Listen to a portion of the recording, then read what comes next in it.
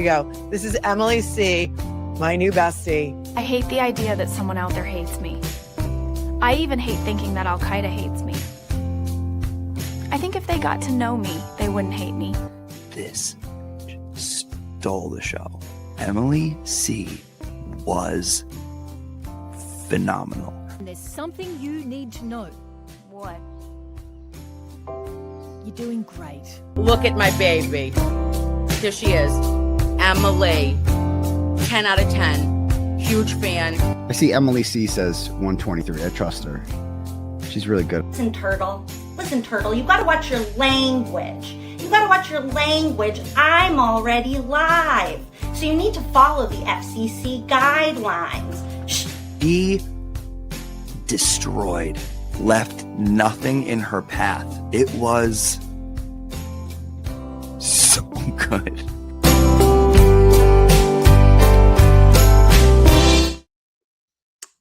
Hello, everybody. Good evening. Welcome. I'm Emily C. You might know me as Robert Cosgrove or Mark Betterow or Tim Bradle. But today I'm just me. And today I'm very excited to continue a conversation with the expert to make him an expert on Turtleboy. Also, I'm very tired right now, just so you guys know. Carter woke me up at 2:30 this morning, and I haven't slept since. And getting woken up by a child is like being tortured because we were like snuggling and he kept like almost falling back to sleep. So then I would like almost fall back to sleep and then he would jump up and run around. And it's literally like how they torture you in Guantanamo or something. So we're going to last for as long as we can tonight. But please join me in welcoming. Guantanamo, huh? Guantanamo, huh? Literally, like, tell me that's not like sleep torture that they do to like potential terrorists who are like in Guantanamo. They play the death metal in the cell and, you know, take their beds out and stuff. Yeah, that's literally like what he like was that. doing to me. Like I would start, Like- we were like snuggling and it was like so cute. And I was like, oh, we're going to fall back to sleep. And I would like just doze off. And then he was like, ding. And I was like, oh, I guess we're not. Yeah. So now we're here and like, I might be sleeping right now. I might just be like. If this is actually a doing this dream, nice- I really feel bad for you. This is a dream. This is a beautiful dream. Also, like, Oh, I feel bad. I'm gonna have to stop saying "dream about me" when I in shows. So, but I'm a super nightmare. excited. Can I just tell you that? So, for anybody who doesn't know, I put a link to our last show together in the description if you guys after this want to go back and watch part 1.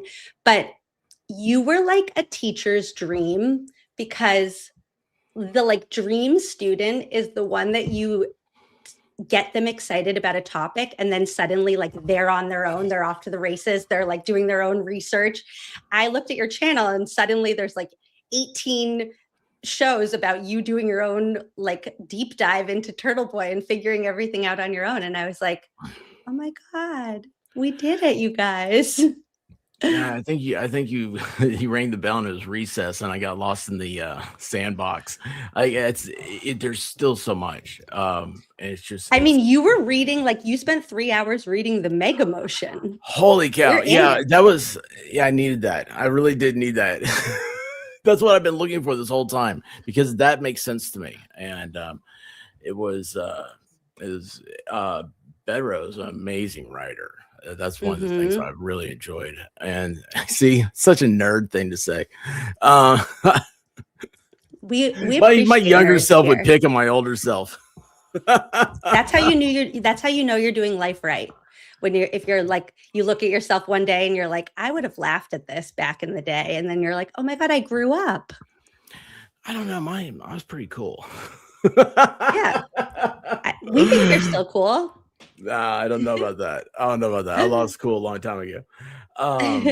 But yeah, the 88 pages. So like that was it's I don't okay, so like I can't goof off a lot if you haven't known notice or anything. Mm-hmm. And I don't read stuff like that very often. And I got captivated in it, and I really wanted to go slower. I wish I had a highlighter and stuff, and it was, like I said, it's a real nerd moment. But it's so well written, that I wouldn't encourage anybody to read on their own, because I wouldn't want you to get it's almost confusing. It's so well written, if that makes sense. Well, probably also a little confusing because you needed somebody there to answer your questions. So that's why I'm here now.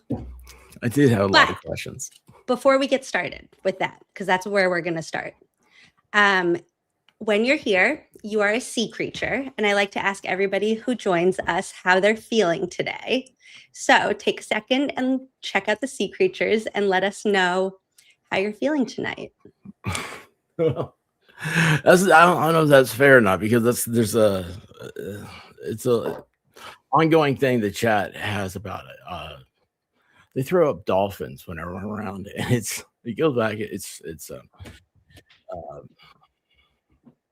There's a dolphin that's feeling great. You Good. can be feeling great. I'm feeling great. I just lucked out there. Lucked out with that one. Love the dolphin. Good. How are you guys feeling? I know Snark's still not listed, Mitchell. I'm sorry. Snark? Krista says that you're so smart. Don't let you tell me different. I already know that. We know that.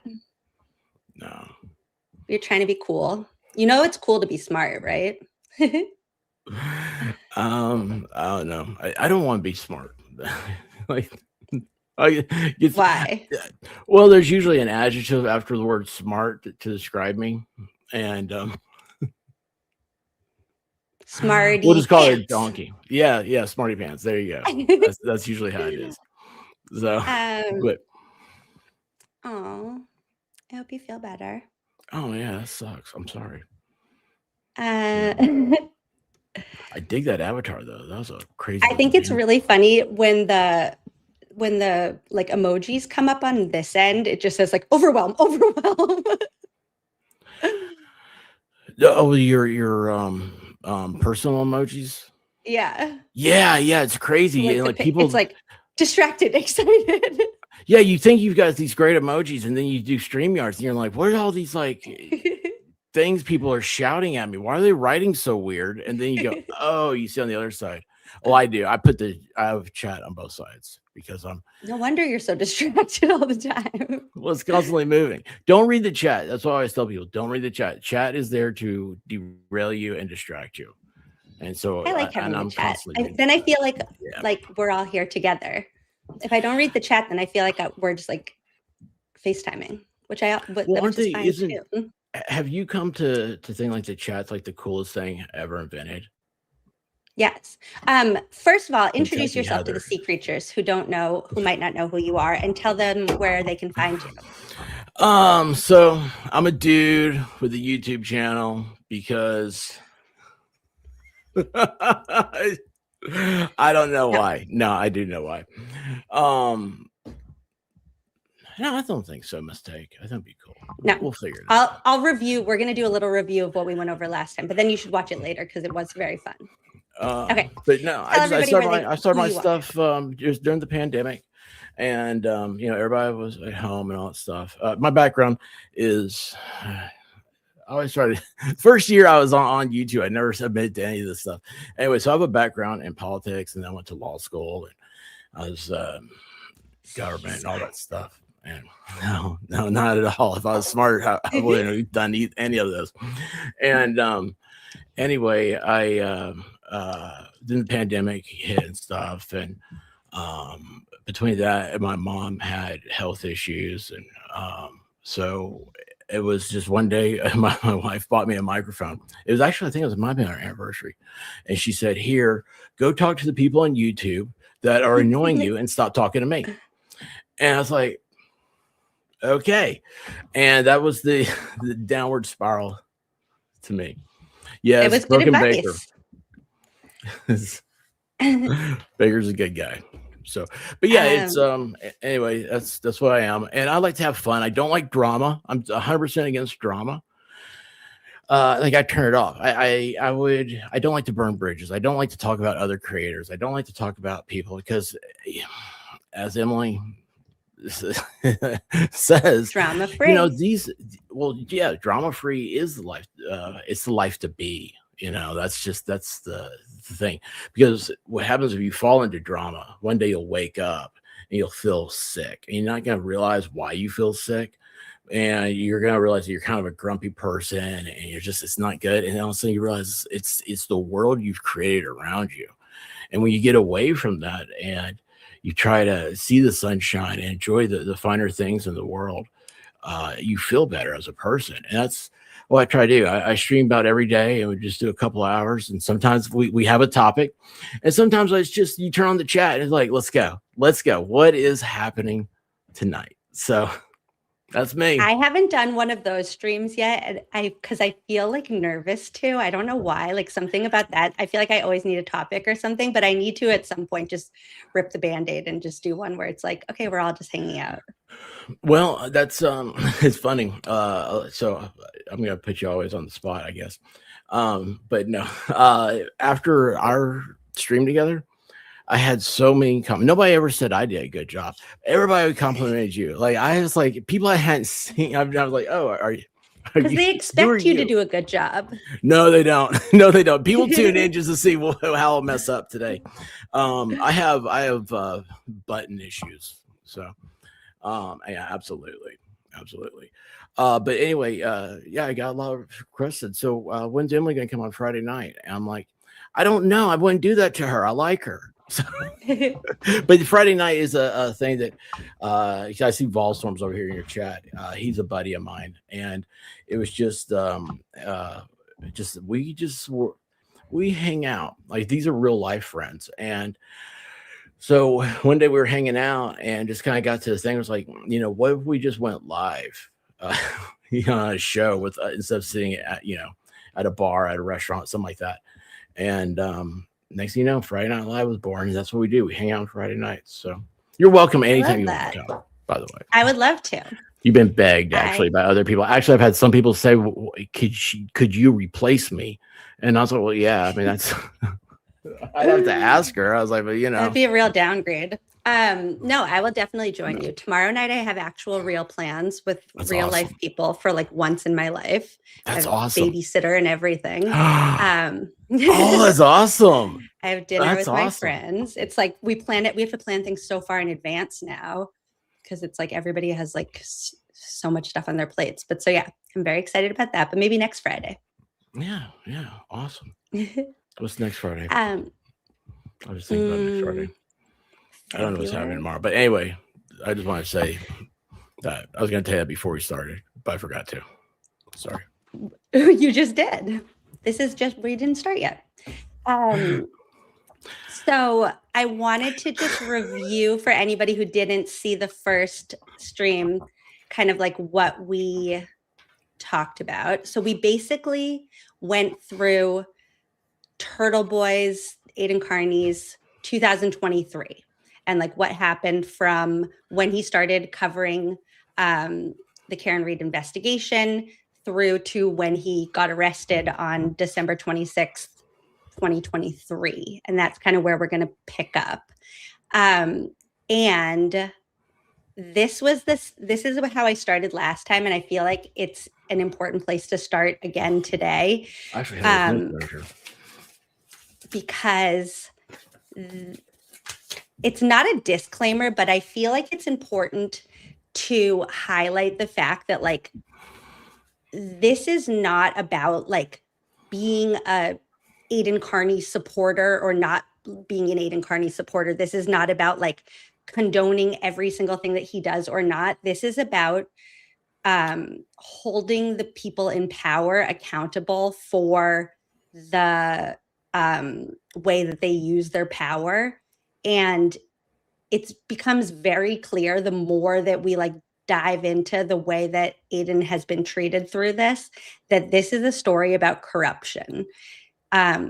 It started because Karen Reed was framed, and then the Mass State Police got very, very concerned about the fact that there was a journalist that was drawing big crowds and a lot of attention to something that they were hoping they could just get away with. And the three major players in this are Brian Tully, Yuri Buchanan, and Michael Proctor. And we're not going to let them get away with it, right? So, sorry. Yeah. Go on. No, that's all. Tell me what you're thinking about. No, that. it's I don't know. Listening to you, I always actually try to listen. That's a rare thing for me. And then I start to think, and there has to be, I would think there would have to be a pattern before the whole Karen Reed thing.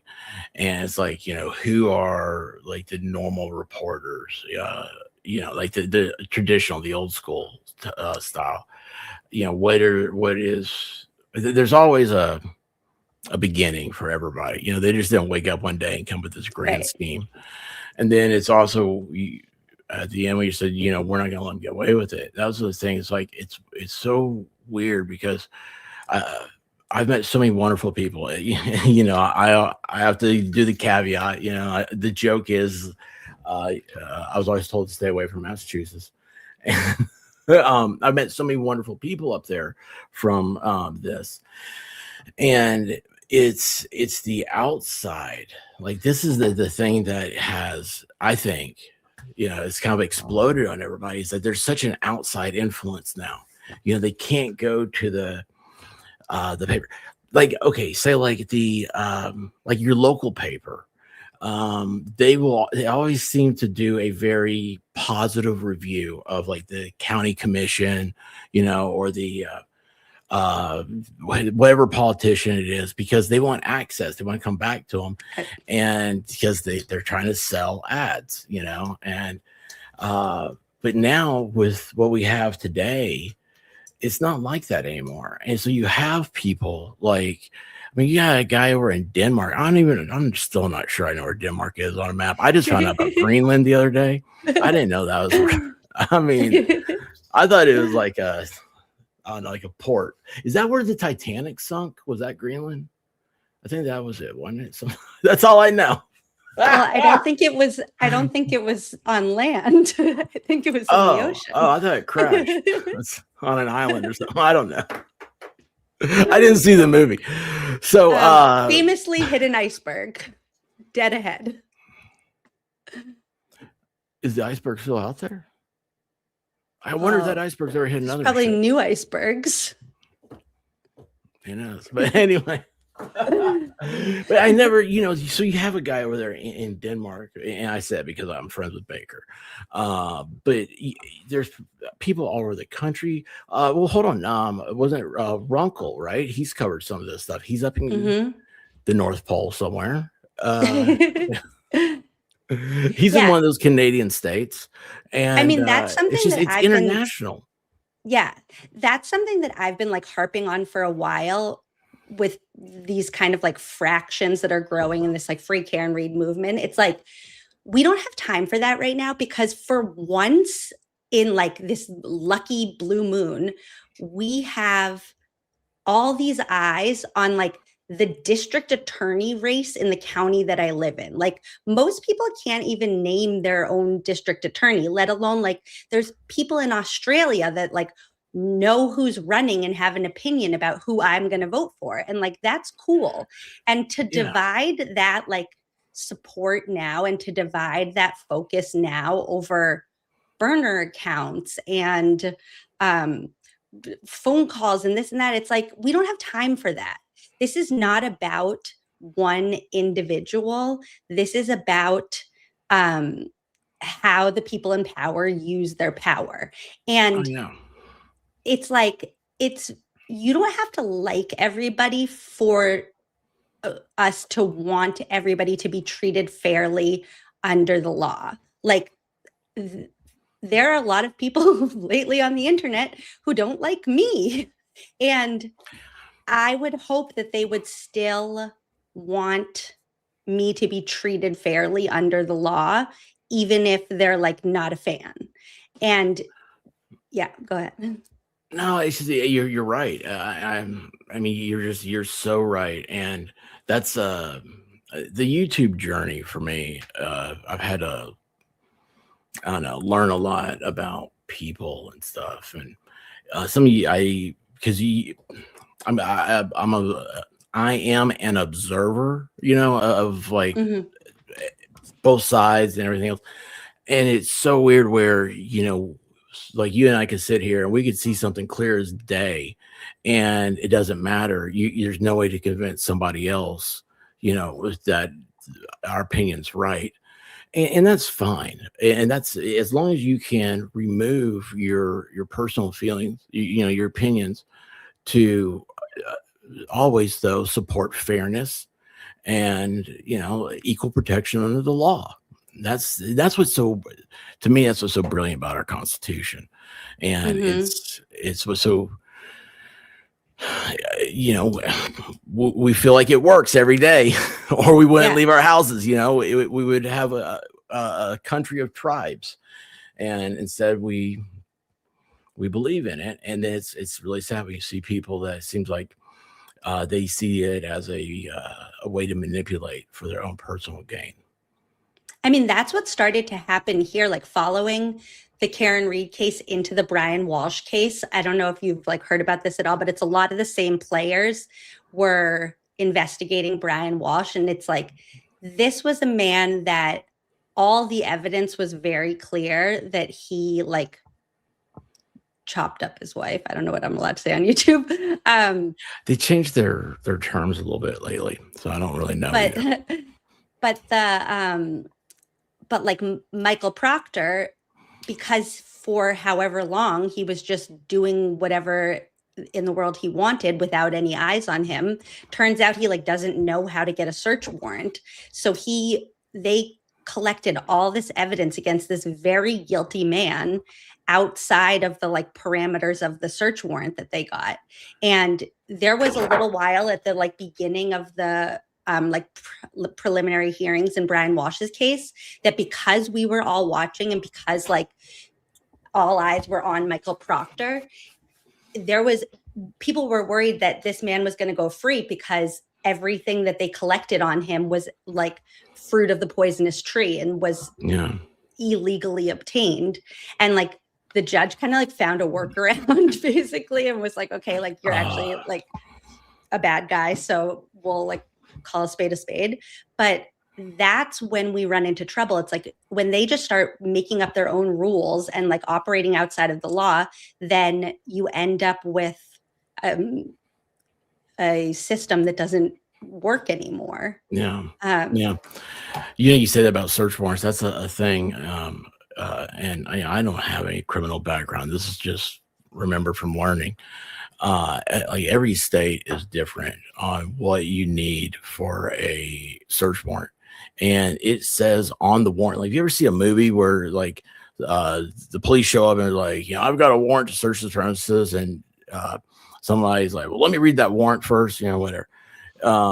It says on the warrant what they can search, and it's a very confined area. And now there's like things like if they go into a house, police can clear the house, to make sure there's not a gunman. Not in Canton, they can't. Really? Most places. Well, not at 34 Fairview the night that John O'Keefe was found. They couldn't go in that house. Anyway, it's on a warrant. It's sad for you to say that. Who was it? I don't care. The investigator didn't know how to properly do a warrant. That's just yeah, it's not good. Also, by the way, do you know Fervent? Because this channel is now sponsored by Fervent, and we're going to have some commercials that are from Fervent. Okay. So you have that to look forward to. Okay, cool. I did not know Fervent. This is cool. You are in for a treat. Okay, so here's what I want to just kind of talk through because we're not going to go through the timeline the same way we did for the first one, because it is a little more like, it's a little less linear.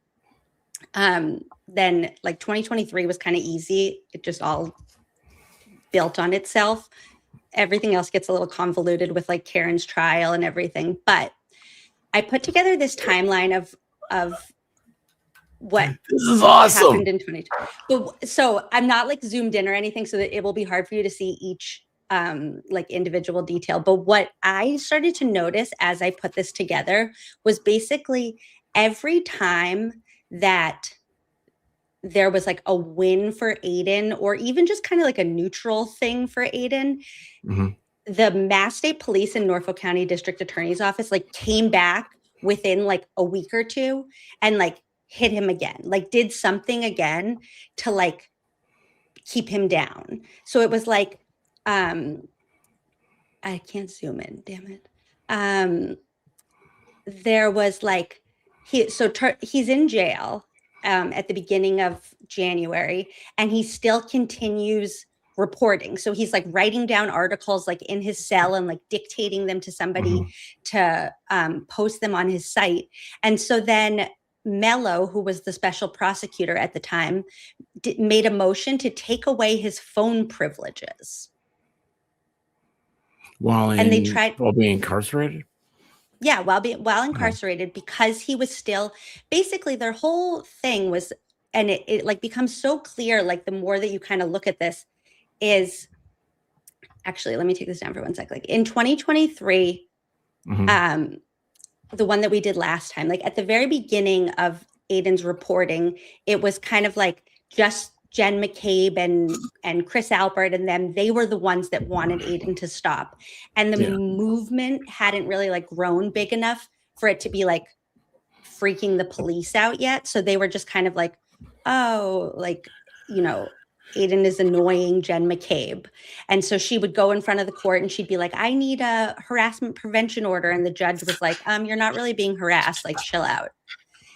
And then suddenly like the movement's getting bigger and bigger, and he's doing like the rolling rally. And then that's when you see the police being like, we need to stop this guy. Like the truth is going to get out about what we did if he gets any closer. Oh yeah, that's one of the things, right? Mello called the police and said, hey, there's protesters across the street.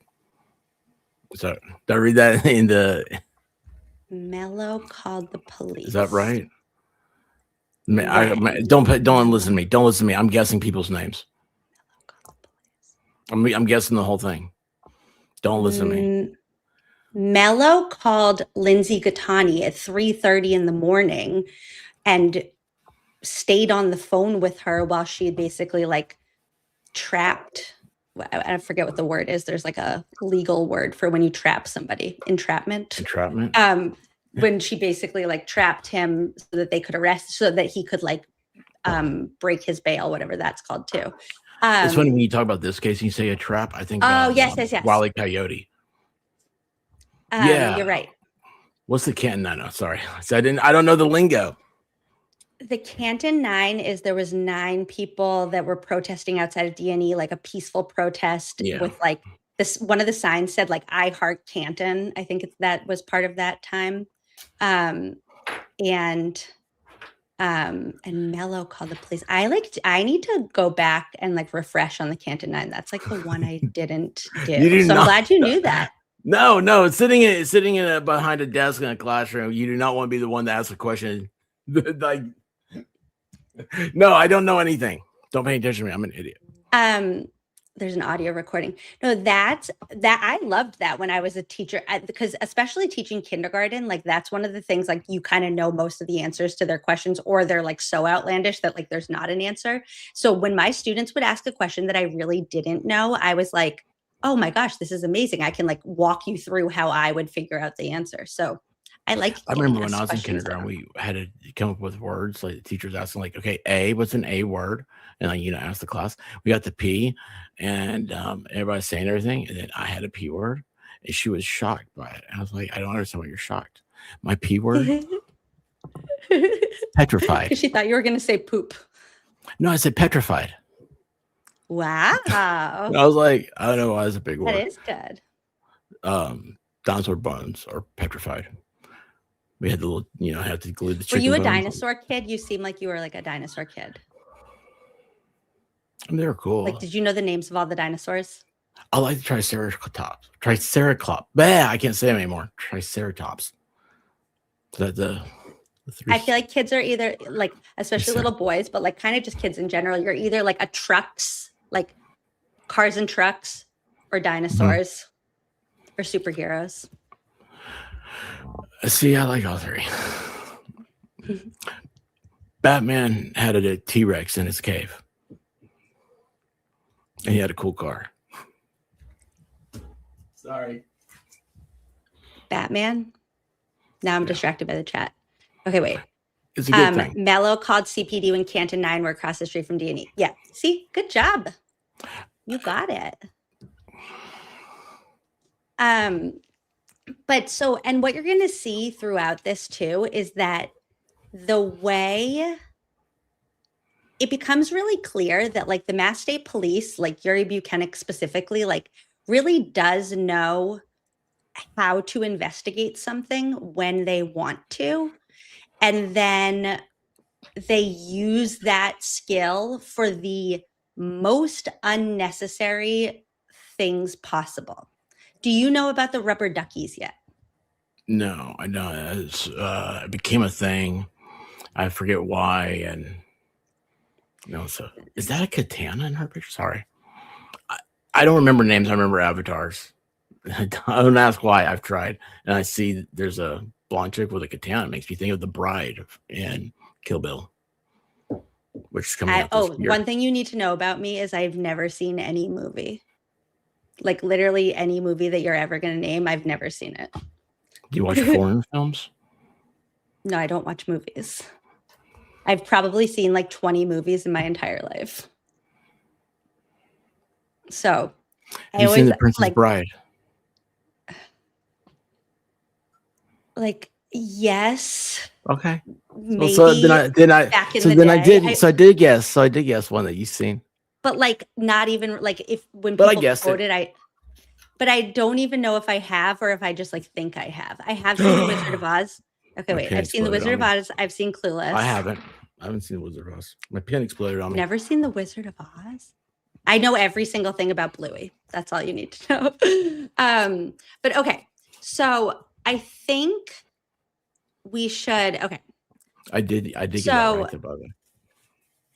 Kind of, but I don't even know if I've seen that. As you wish. And then the other thing that you'll see on here is like anytime that there's kind of like a loss for the Commonwealth in Karen's case, the same things happen. The same thing happens.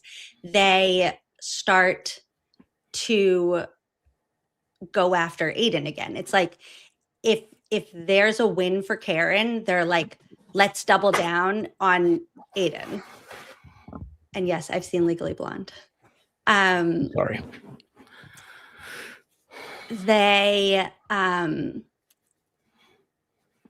wanted Aiden to stop. I mean, like in the Michael Morrissey video, you saw him literally begging, like, it needs to stop. Like that was directly to Aiden and anybody that he had organized and motivated at that time.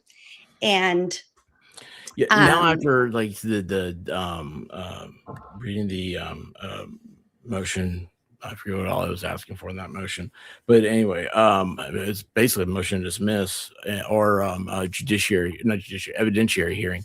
What is happening? You have a lot of fans in the Sea Creatures. It's only if they say only if they're from a state. What am I doing on the show? I'm trying to swim. And I'm not doing a very good job of it. There you are. I need floaties. What were you saying about that? We're talking about turtles, or not turtles, but duckies. Okay, so and they mentioned something else. I forgot. It was about in that evidentiary hearing, motion for evidentiary hearing. There was. I don't remember where I went to. Sorry, my pen exploded. My fountain pen exploded on my. Didn't that happen last time too? No, I don't think so. Maybe you should start using ballpoint pens. It seems like you're having a hard time with those. Wait, I want to find where's that date? The end of 2024. Jenny, right? Maybe I'm just a little nervous because I'm out of my league. Okay. No, you're not. Actually, let's start with first. Did you have any questions? Whoa, I just disappeared, you guys. Well, okay, that scared me. I still see you.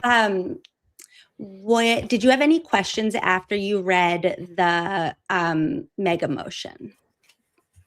Any like lingering confusion?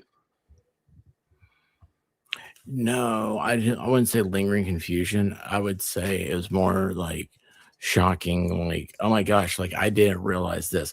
And some of the stuff was something that you covered with me, but for me, it seeing it written by an attorney, it triggered a different response out of me. But yeah, it was what was the one? See, there's one though. Oh, I don't think we knew ever we knew. Listen to me. Did you tell me about the FBI, about how supposedly like she goes to the FBI then changes her story? Which I don't know. Kelly Dever? No, we didn't even get into any of that. We didn't even get Okay, into that was a thing. I was like, whoa, wait a second. Like you had this whole story. It was all going this way. Oh, it was about like I think it was Googling what time, how long it takes to freeze to death or something like that. And when the FBI got involved, all of a sudden she changed and then said, I want my attorney. I don't want to talk to him anymore. So you're telling two different stories, I think. But so the FBI came to Jen McCabe, Jen and Carrie. Yeah, so Jen Googled Haas Long to Die in the Cold at 2:27 a.m. And then like the Quantico trained experts from the FBI did all their like research on it. And they were like, yep, it actually happened at like 2:27 and 46 seconds. Like they had it down to like exactly when the search happened. But still to this day, the Commonwealth and the Norfolk County District Attorney's Office claims that she actually made that search at 6:23 a.m. And they have like a whole made up story about her like holding hands with Karen in the back of a police car praying, even though we can see on the dash cam that that's not where they were. So is that the one where cool. the chick came in with the do-rag and she was the expert? Jessica Hyde. Yeah, so she came in and said no because there was popcorn and pizza and pancakes and waffles, and so Jen didn't make the search. And then there were time drifts. That's a whole other. So that's just like the Karen side. That's why I was like, we're gonna stick. Holy to the cow! side. Yeah. Because the Aiden side is basically like, to understand the Aiden side of it, all you really need to know is that there was a whole lot of shenanigans going on there. And then it's like, you can learn about those shenanigans are wild, but you just have to know that like they had a lot that they didn't want us to know about. Like they thought, and for like the entire first year and couple months, they were getting away with all of these shenanigans. And then suddenly Aiden came along and we all started learning about all the shenanigans. Do you want to reintroduce yourself? It seems like there's some new people here that weren't here when you first introduced yourself. I don't know if there's anything. I was at the Buc-ee's coming out of the restroom and ran to Emily and she was like, hey, do you YouTube? I was like, that's a weird question to ask, but yeah, I do. And so that's how they all know that I live in Norfolk County, and it's very clear that you're not a Norfolk County resident. So that's very obvious that that's not a true story. No, I'm in Tennessee, so I'm very far away. No, I'm just a guy. I've got a channel and I like having a good time and stuff. And we happen to share a friend, Broken Baker. And anyway, yeah, I do. Come to Dollywood. We doing I have a live event we do every year too. And so anyway, but yeah, I'm just a guy on the internet. And I'm very happy to be here. Our friend Broken Baker, it helps, doesn't it? No, I feel like I'll fall asleep in like 7 seconds. Oh, listen, I have. It's a wonderful thing to fall asleep with. You know, I've got a big screen and all that. But anyway, no, I have a channel and I'm probably overly educated, stupid guy that doesn't belong here, and I'm way out of my league. I'm very thankful that Emily has brought me on. I think the world of her. She's one of the most amazing people I've met, and she's a very, very long time, maybe ever, on the tubes. So you guys are very fortunate here. Give her lots of love. She's awesome. I felt the same way after we met. You're very refreshing. Thank you. Yeah, you're a nice guy. I don't know if I've ever said that. I'm more like spoiled milk, maybe. No, you're not. I want to tell you about the duckies. Okay. Okay. Tell me all about it. Why did you say you want to teach me and then you stopped yourself? You said you want to tell me. Because I'm not actually like teaching you. Well, I don't know. I'm learning. Yeah. That's cool. So let me see. Okay. Where's it's the 39 here. By the way, so everybody knows, yes, we're supposed to have a snowpocalypse. I may not be alive in a few days. We may have to resort to cannibalism. There's no bread in the stores as of last night. Go on. Sorry. Seriously? Yeah, seriously. I've got a picture of it. We went to 3 stores yesterday. I woke up early this morning. How much snow are you supposed to get? I don't know. It's some stupid model. And they're calling, at first they're saying like it could be like 10 or 12 inch like that down in Nashville. And if they get that and it doesn't get warm right away, yeah, Nashville won't be open for a month if it stays ice and stuff like that. It'll take the National Guard to get people out. I mean, it'll That's be crazy. Because we don't have snow trucks.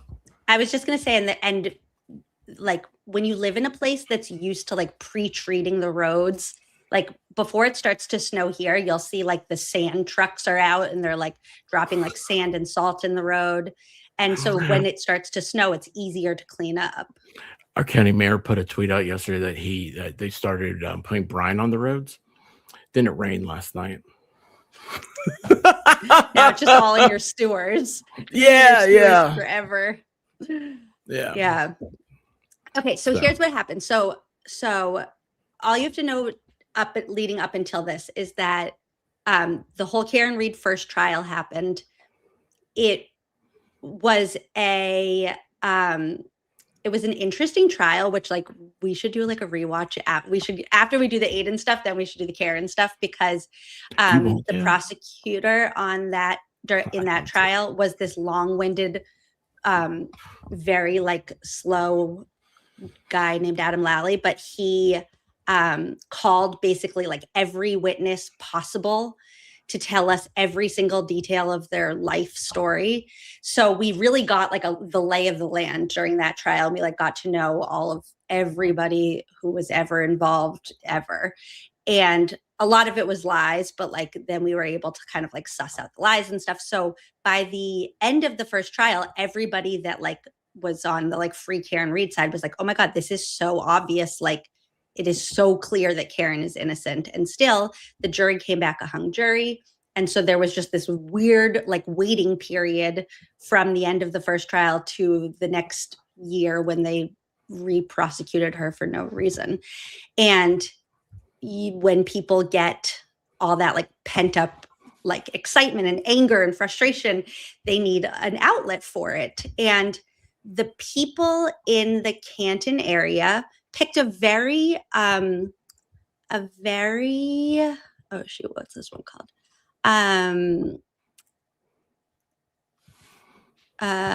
Benign way to like express themselves. They started leaving rubber duckies around Canton that said free Karen Read or Colin was in the house or FKR, TB, these little teeny tiny rubber duckies. So what's the significance? Like, how did the rubber duck, what does it mean? Besides there was one guy. Rubber ducky, you're the one. You guys, somebody in the chat will know who it was. There was one man who had like a bag of like rubber duckies, and he wrote Colin was in the house, and he left it. Was this Rich Schiffer? Am I making that up? He left it outside D&E, and then I forget how people ended up finding out about it. And then it kind of just became a trend. And they're like these little teeny little, like they can fit in the palm of your hand, little tiny rubber duckies. If you saw one, you could pick it up and that size. Exactly. Okay. So they're all around. Oh, look, that one went to Fenway. Oh, there's a whole big bag of them. So cute, right? Like that out of all the ways that like passionate people could express themselves and like get out their frustration about the way the trial ended, to me, that seems ideal. Oh, that's why. Yeah. Oh, you guys are the best in the chat. Okay. In Alan Jackson, Alan Jackson's closing, he said, I always get so excited. I'm thinking he's the country music guy. Yeah, not him. But also equally exciting, if not more. I don't know. Alan Jackson was way down yonder on the Chattahoochee. Yeah, that's a good song. A little about living and a lot about love, or whatever. I'm sorry. This is why my teacher. You don't have to apologize. We like your squirrel brain. Romy wants to know if you know about Frankentruck. No. Oh, we're gonna teach you guys so are so much. awesome. You guys, this is so fun. Okay, but we're gonna just focus on rubber duckies for now. And thank you, Romy, for the 1999. So. Like I was saying, like think about all the ways that like passionate, wound up people could like express themselves. Like think about like people after their sports team wins and they're like greasing up the poles and like destroying a city. No, they're just one little rubber ducky here and there all around. And Yuri Buchanan ended up taking a call from Chris Albert about these. And I'm not going to read the whole thing to you. We might just read a little bit of it, but I need you to just see how detailed this police report is that Yuri Buchanan writes. Okay, so here's page 1, page 2, page 3, page 4, page 5, page 6. And then here's the interview with the person that he ended up investigating who had put down the rubber ducky. Page 1. But hold on, how do you get arrested for putting out a rubber ducky? That's a great question. Littering? You live in Canton. Yes. Was it they got charged with littering. Did they see them do it? Did the police see them do it? Here, well, because I'm thinking it's a misdemeanor, right? It's not a felony to. Yeah. Before we get into that, I just need to show you the comparison of when Yuri Buchanan interviewed Brian Higgins, who a lot of people, myself included, think was actually involved in John O'Keefe's unaliving, are we supposed to say? Okay. This is the report that he wrote about that. Why can't I? Oh, okay. So this is the report that he wrote in his interview with somebody who was a potential suspect in the case. Okay. Cover page, page 1, page 2, page 3, page 4, 3.5 pages. That's it. About the night that John died. Okay. So he has quadrupled that. He has, what did I say? He has like 7 pages of the report and then a full transcript of the interview with the person who maybe left a rubber duck on the road. Like on the road, or like in a strategic no duck area? Let's get into the report. No ducking around here. Okay, let's get into that report. Where did this go? Did they put them out like on a pond and like they thought, it was like somebody was poaching, trying to go hunting? Ew. I just zoomed way too close into Chris's face. Okay, ready? On Wednesday, July 10th, 2024, at approximately 10:47 a.m., we are being very precise. Christopher Albert notified me of an incident that had just taken place outside the D&E Who pizza writes shop. that way? Approximately at 10:47. Yeah. Okay. Sorry. People who need to be very exact when an incident. Then it's not approximate. It's at. But also, an incident of this magnitude needs that much detail. Chris considered the event to be threatening in nature and felt compelled to report it to law enforcement. It should be noted that Chris is one of the Commonwealth's witnesses in a murder case and has been the victim of repeated attacks on social media platforms. I was the victim of social media platform attacks this week, okay? And in person at his pizza shop. Chris is the owner and operator of D&E Pizza, blah, blah, blah, blah, blah. Okay. Oh, well, that's funny. He was really upset about being doxxed, but his Testify organization just doxed me. So hypocritical. Do y'all have an anti-doxing law? I actually don't know. See, Tennessee, we do. But and also you have the cyberbullying law. It's a federal one. Sorry. That's good to know. I don't know. Chris made the aforementioned. Sometimes it's good for the FBI to know you. Sorry. So Chris texts Yuri Buchanan. So they're on a texting basis. And he says, hey, so I just had 2 women outside my shop taking pictures, which is fine. Then one woman lifted her hand and made a gun motion to her head. I watched it and have it on video. So she did like this to herself. Like, okay. And Yuri says, please email it to me. Do you know who these women are? And Chris said, no clue. I'll email you. So then he says, I advised both Trooper Kelly and Trooper Clark that I would need their assistance. Trooper Kelly assisted me with collecting relevant surveillance video from the area. Now, I'm not sure if you know this, but there was no surveillance video collected from the scene where John was killed.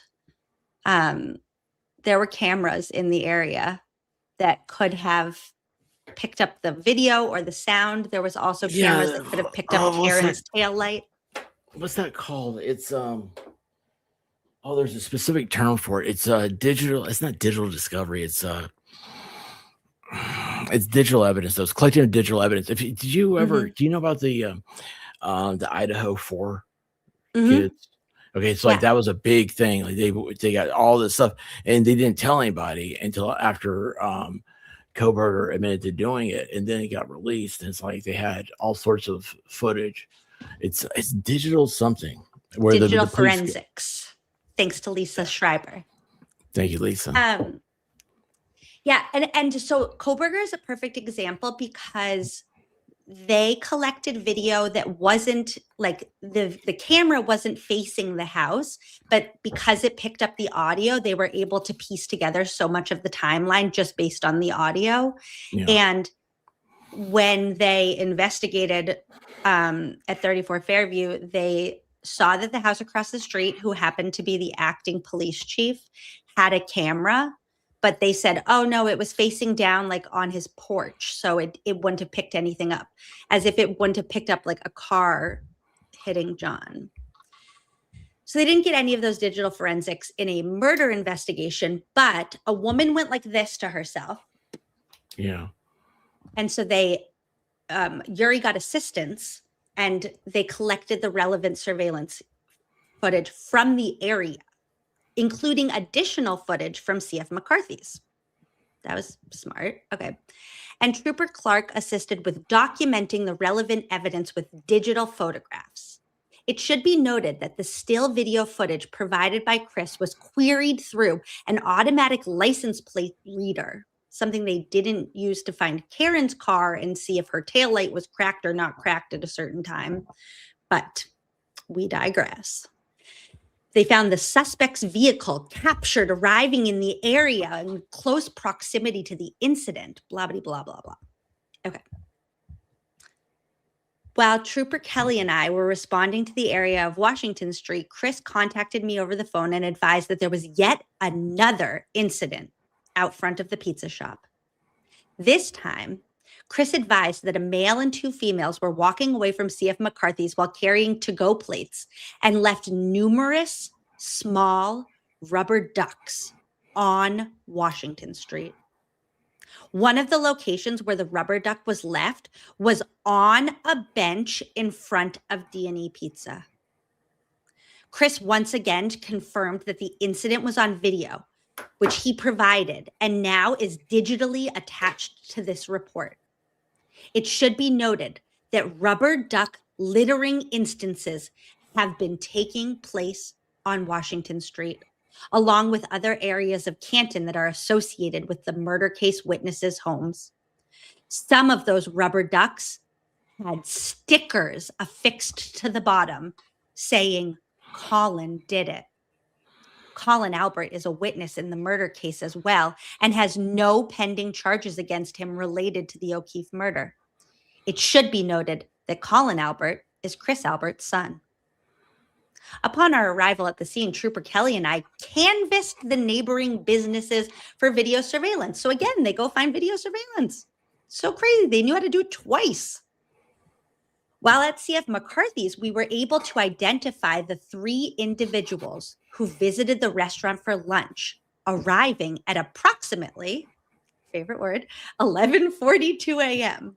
and then approximately 12:40 leave the restaurant, walking towards D&E Pizza. The younger female of the 3 individuals, who was later identified as blah, blah, blah, is seen on D&E Pizza video depositing the rubber duck on the bench out front. See attached video from both locations. Chris had removed the small yellow rubber duck from the bench out front of his business and brought it into the pizza shop, awaiting our arrival. Once at D&E Pizza, Trooper Clark documented the duck with digital photographs. They did not take a picture of Karen's car when they seized it at her parents' home, but they documented the duck with digital photographs, plural. If you rent a car, you need to take a picture of the car, so when you return it, it's not you don't get hit for something that you didn't do. I mean, that's just you just do that. You should do that as a part of law enforcement, so you don't get accused of. There's a lot of people that say, "I mean, those police put those bullet holes inside that car." Yeah. Oh my gosh. Not in Canton though. So now here is the big, like, clutch your pearls. Are you ready? Mm-hmm. The bottom of the duck had the letters FKR written on it with black marker. It should be noted the letters FKR are commonly used to represent the Free Karen Read movement, which is associated with the John O'Keefe murder trial. The Free Karen Read content has been utilized to harass and intimidate witnesses in the murder case. Additionally, the second duck, which Chris pointed out was located on a fence along the sidewalk on the even-numbered side of Washington Street, just a couple businesses down from D&E Pizza. That duck was also photographed and collected as evidence. This is hilarious. I mean, like, I'm picturing them doing like a photo shoot with the duck. Like, they're like putting the duck up. They're like, smile, like turn this way. Selfie. They're getting a selfie. Yeah. No, they're doing the Instagram, the duck face. You know, holding it. Yeah. Doing that. Yuri doesn't have any lips to do that. Not that I should talk, but. Do what? What happened? This man, this is the guy. This is who was doing this. Oh. He doesn't have enough lips to do duck face. Yeah, if he can grow facial hair, he should have a mustache. Yeah. But it goes on. While collecting video surveillance from CF McCarthy's, I also requested that the business provide the transaction receipt associated with the table where the party of 3 sat for lunch. The receipt is attached to this report and indicates a credit card transaction, which was paid for by a card belonging to blah, blah, blah. Chris further provided a photo he took of the vehicle. So like they find the registration, they have the credit card.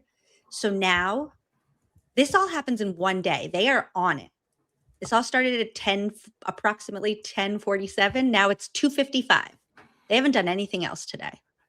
In a jurisdiction that has 750,000 people, their top men are this is the sergeant. Chasing rubber ducks. This is a sergeant in the Mass State Police. So these women just went out to lunch, had a nice, lovely day, went back home, and then suddenly the cops are there. And two cops, so whoever Trooper Gendron is, went to somewhere and got her account of the purpose behind their actions of littering the rubber ducks on Washington Street. The conversation. Oh, something else you need to know is that none of the interviews in the Karen Reed investigation, John O'Keefe's investigation, 0 interviews were audio or video recorded. All we have is the police report that basically says nothing. For the what interviews? Every witness that was interviewed in John O'Keefe's murder investigation, 0 recordings. Is that normal procedure for the Massachusetts State Police or whatever? Well, I don't think so, except now they're investigating rubber ducks and they have recordings. The conversation was audio and video recorded with my state police issued body-worn camera. And the footage, along with a complete transcript, is included with this report. So during Karen's trial, there were a bunch of times on the stand that like Alan Jackson would ask Jen McCabe, like, oh, you said XYZ on this date. And she was like, no, Trooper Proctor just got it wrong. I never said that. And because there's nothing to back it up, we just had to be like, okay, cool.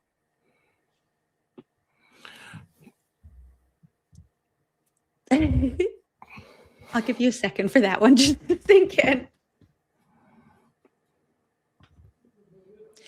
And here's a good one because Queen of Hearts said they were on location interviews. You had to be there, which is true. Except this is also an on location interview. They're at this lady's house.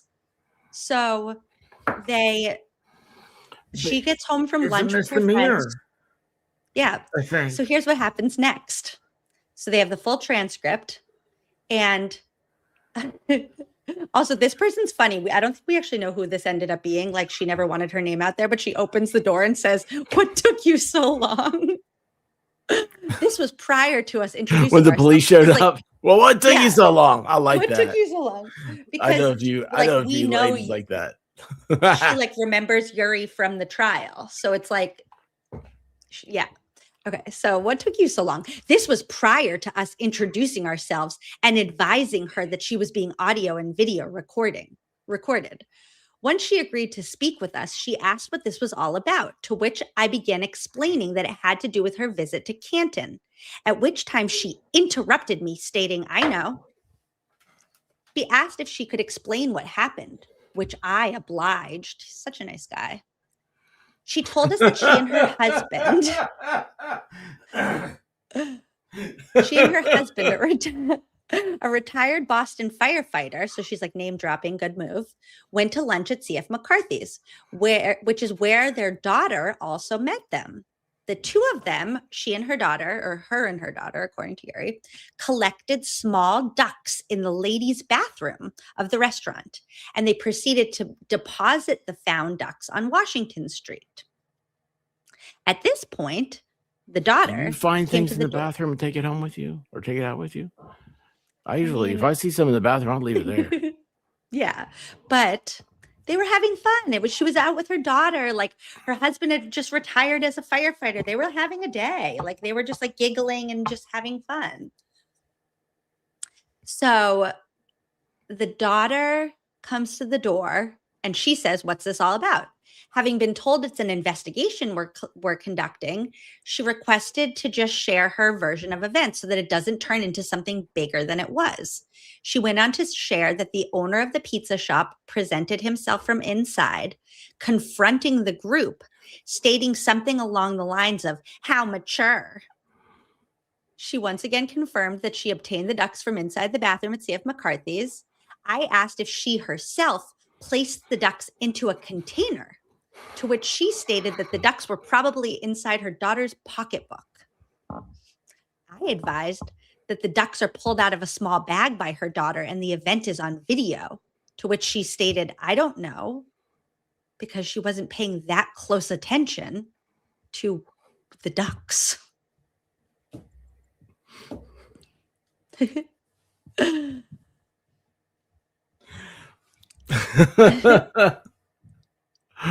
mean, come on. You're pulling my leg. This ain't real. This can't be real. I mean, no, this is real. And if they investigated everything this thoroughly, then fine, investigate ducks this thoroughly. But no. They try to identify the daughter. They advise her that littering is a violation. They asked what her intent was behind leaving the ducks. To which she asked if I was serious about how seriously we were handling this investigation and treating the situation.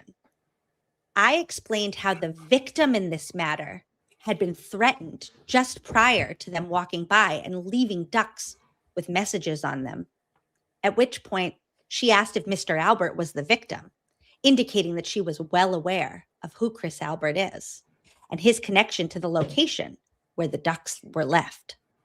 She stated that she had made plans with her daughter to go to C.F. McCarthy's since it's halfway between their two residences. Okay. She went on to say that she definitely meant no harm and the whole thing was silly, because it is. And she further stated she is not blind and is aware to what has been taking place at the courthouse during the trial, but that she has never worn a pink shirt. Because that became a thing. I know that. Referencing the color of her dress being like a duck.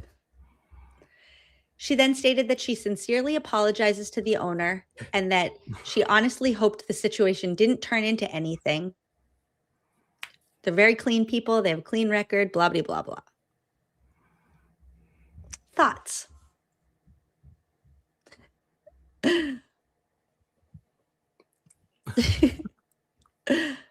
It's very thorough. Very thorough here.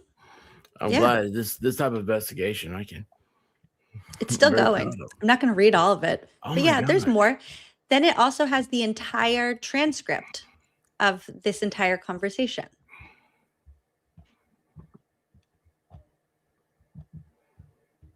And yet, we have none of this for any of the investigation into the death of a Boston police officer that happened at 34 Fairview. You know, it's the hardest thing for people to do is just be like, you know, I admit, like it doesn't look good, you know, and it's, you know,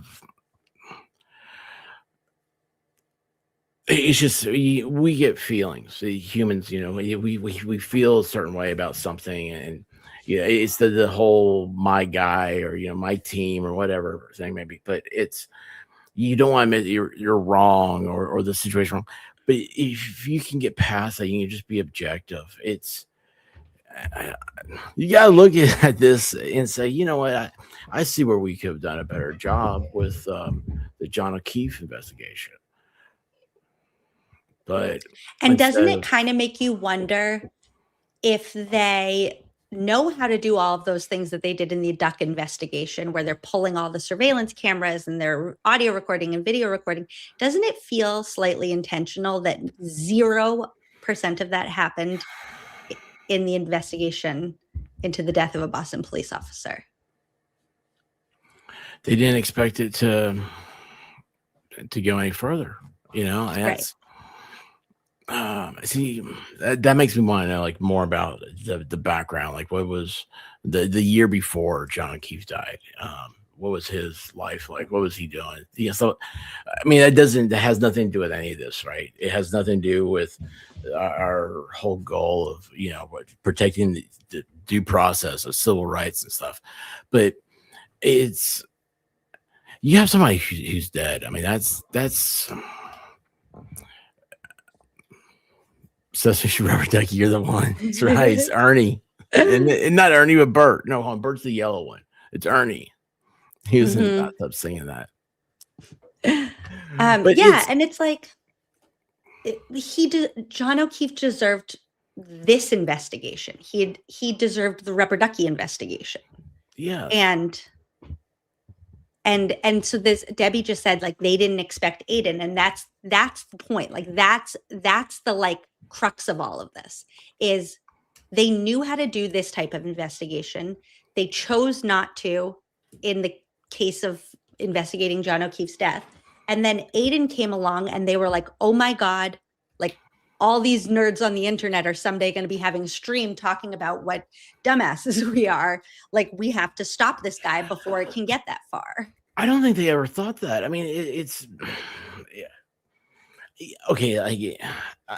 I know small towns. I know small town politics, and this feels more small town. I was shocked to find out how big Canton is. This area. I think it was you that told me it's 750,000 people. I'm like, that's mind-boggling. Canton's not that big, is it? No, it's is not. that the county? No, I think that's the county. I thought they had it's like 30,000. Yeah, 24,000. But Norfolk County as a whole. Yeah, because it's in their court. Yeah, 720,000. That's unbelievable. That's a huge town. That's a huge. Well, that's town. the county. So it's it's 28 towns that Aiden can name. I can't. There's 28 towns in one county. You guys aren't that big of a state. There's like 350 cities and towns in 351 cities and towns in Massachusetts. There's like 100 in Tennessee. Yeah. And we have we have 95 counties. I still all the time will hear the name of a town in Massachusetts that I've not only have I never been to, but truly have never heard of it. Like Belchertown. Where's Belchertown?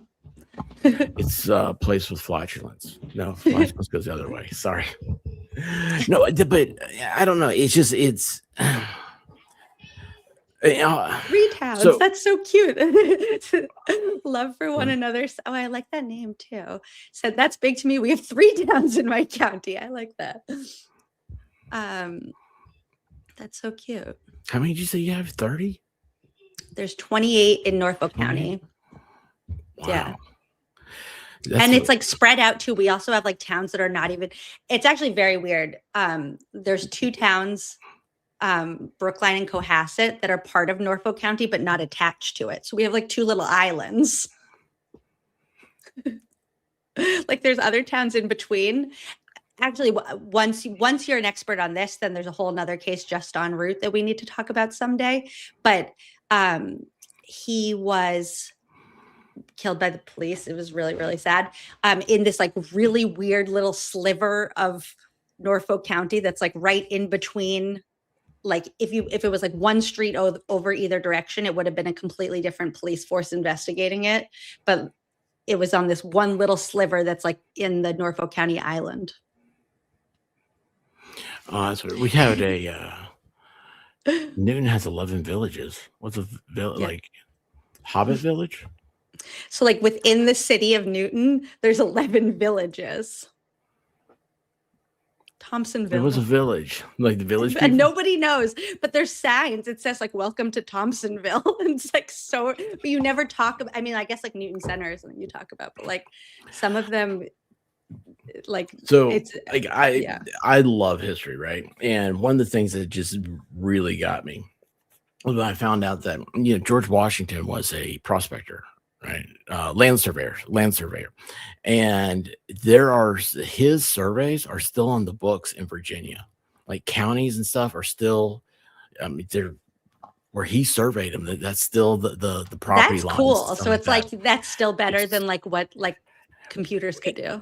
Well, and that's the thing. Like, that's one of the things I had to learn was that you can actually, if you start, like, if you're out in the country, it's really easiest to see it because like you go past farms and stuff, and you'll see like there's a row of trees, and like that row of trees will be their property line, and that's why like when you started looking at property lines, I will say from the big rock at the top of the hill, and that's how. If the rock is not there, you can still kind of figure out where that big rock was. It's crazy getting into that stuff. But anyway, yeah, the George Washington history part. The rest of it's just stupid. But sorry, so there's 28. There's 28 there. But still, that's such a big area. And like I said, like my thing was I know small towns, and this seems like a small, like a rinky-dink operation. It's like the political and the good old boy system and all that, and it's just it's crazy. This one family, it looks like, is being protected over everything, and the more they get protection, this is where I don't think they understand how the new media works, and which is what Turtleboy. If you could hate him, you could love him. Whatever it is, he's part of the new media, and that what happens, like I think his case, it could really. I mean, I hope it doesn't go that far, but I mean, like if you take a case like his, and you keep appealing it up the line of the courts, it'll have an effect on how people like you and I stream, because it's this new frontier of how people get information, but. I don't think it's like they were completely closed off to the idea that there'd be something outside of news. I mean, I say news, television and newspaper. Mm-hmm. And this is just, now it just seems so surreal because, like, again, I don't know how Massachusetts is. I don't know how the laws are. I don't know anything about it. I just know, like I know my little backwoods area of Tennessee. And this is weird. Everything about it's weird. Well, what you were just saying about 8 and 2 is like it starts to feel like their cutoff for if something is a crime is not whether you did it or not. So like murder is a crime if you did it or you didn't do it, right? But for this case, it feels like it is classified by your reach. So if I did the things that he was doing, but only like 10 people were listening and then we all went home and like nothing came of it, then they're like, okay, that's not a crime. It feels like the crime started happening when they realized that people were listening and people were getting invested and people were on his side and people were joining the movement and people were doing standouts and people were protesting and people were ganging up on them as police officers.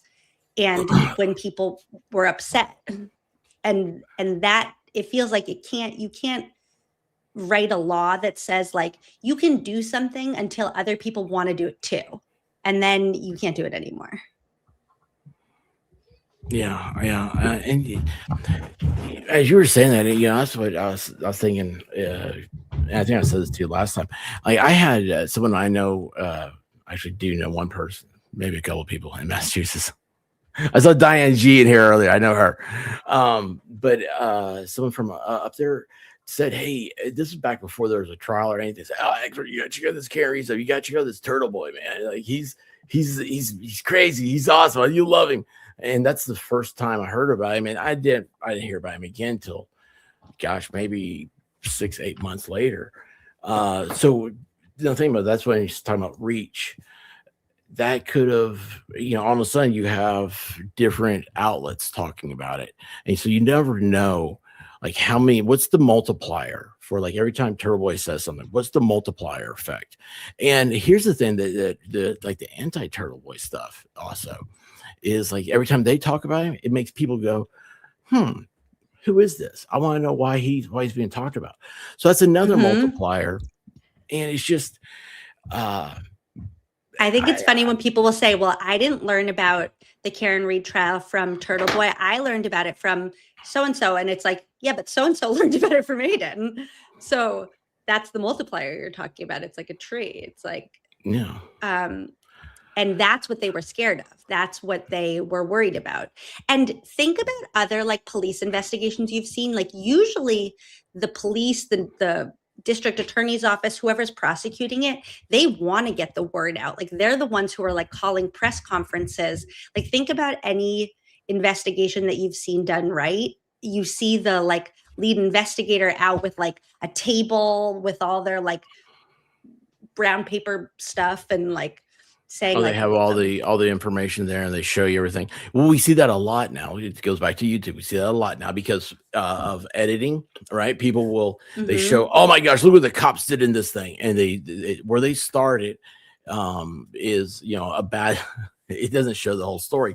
If you see 20 seconds before that, you see where the person who got shot or who was abused in custody or whatever it is that everybody's screaming about was actually.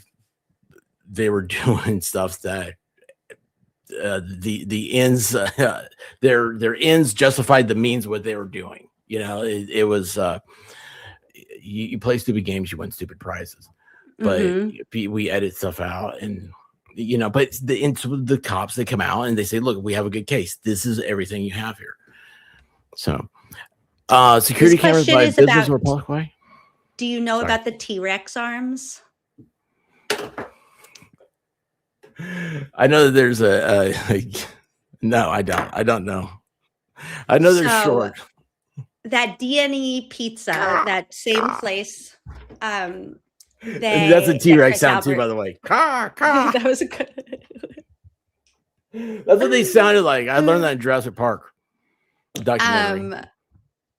Jurassic Park documentary. So Aiden was outside, it's on the timeline, was outside D&E Pizza, that same place that Chris is like so scared all the time. He just like lives in fear in his pizza shop.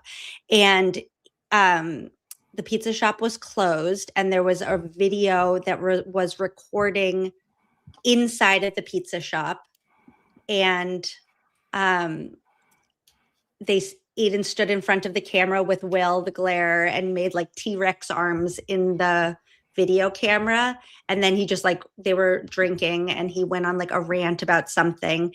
And there was also another video outside of the pizza shop that was picking up both audio and video. And Chris ended up using that to charge Aiden with witness intimidation. Do you think that's witness intimidation? They didn't need do it. Do you think that's witness intimidation?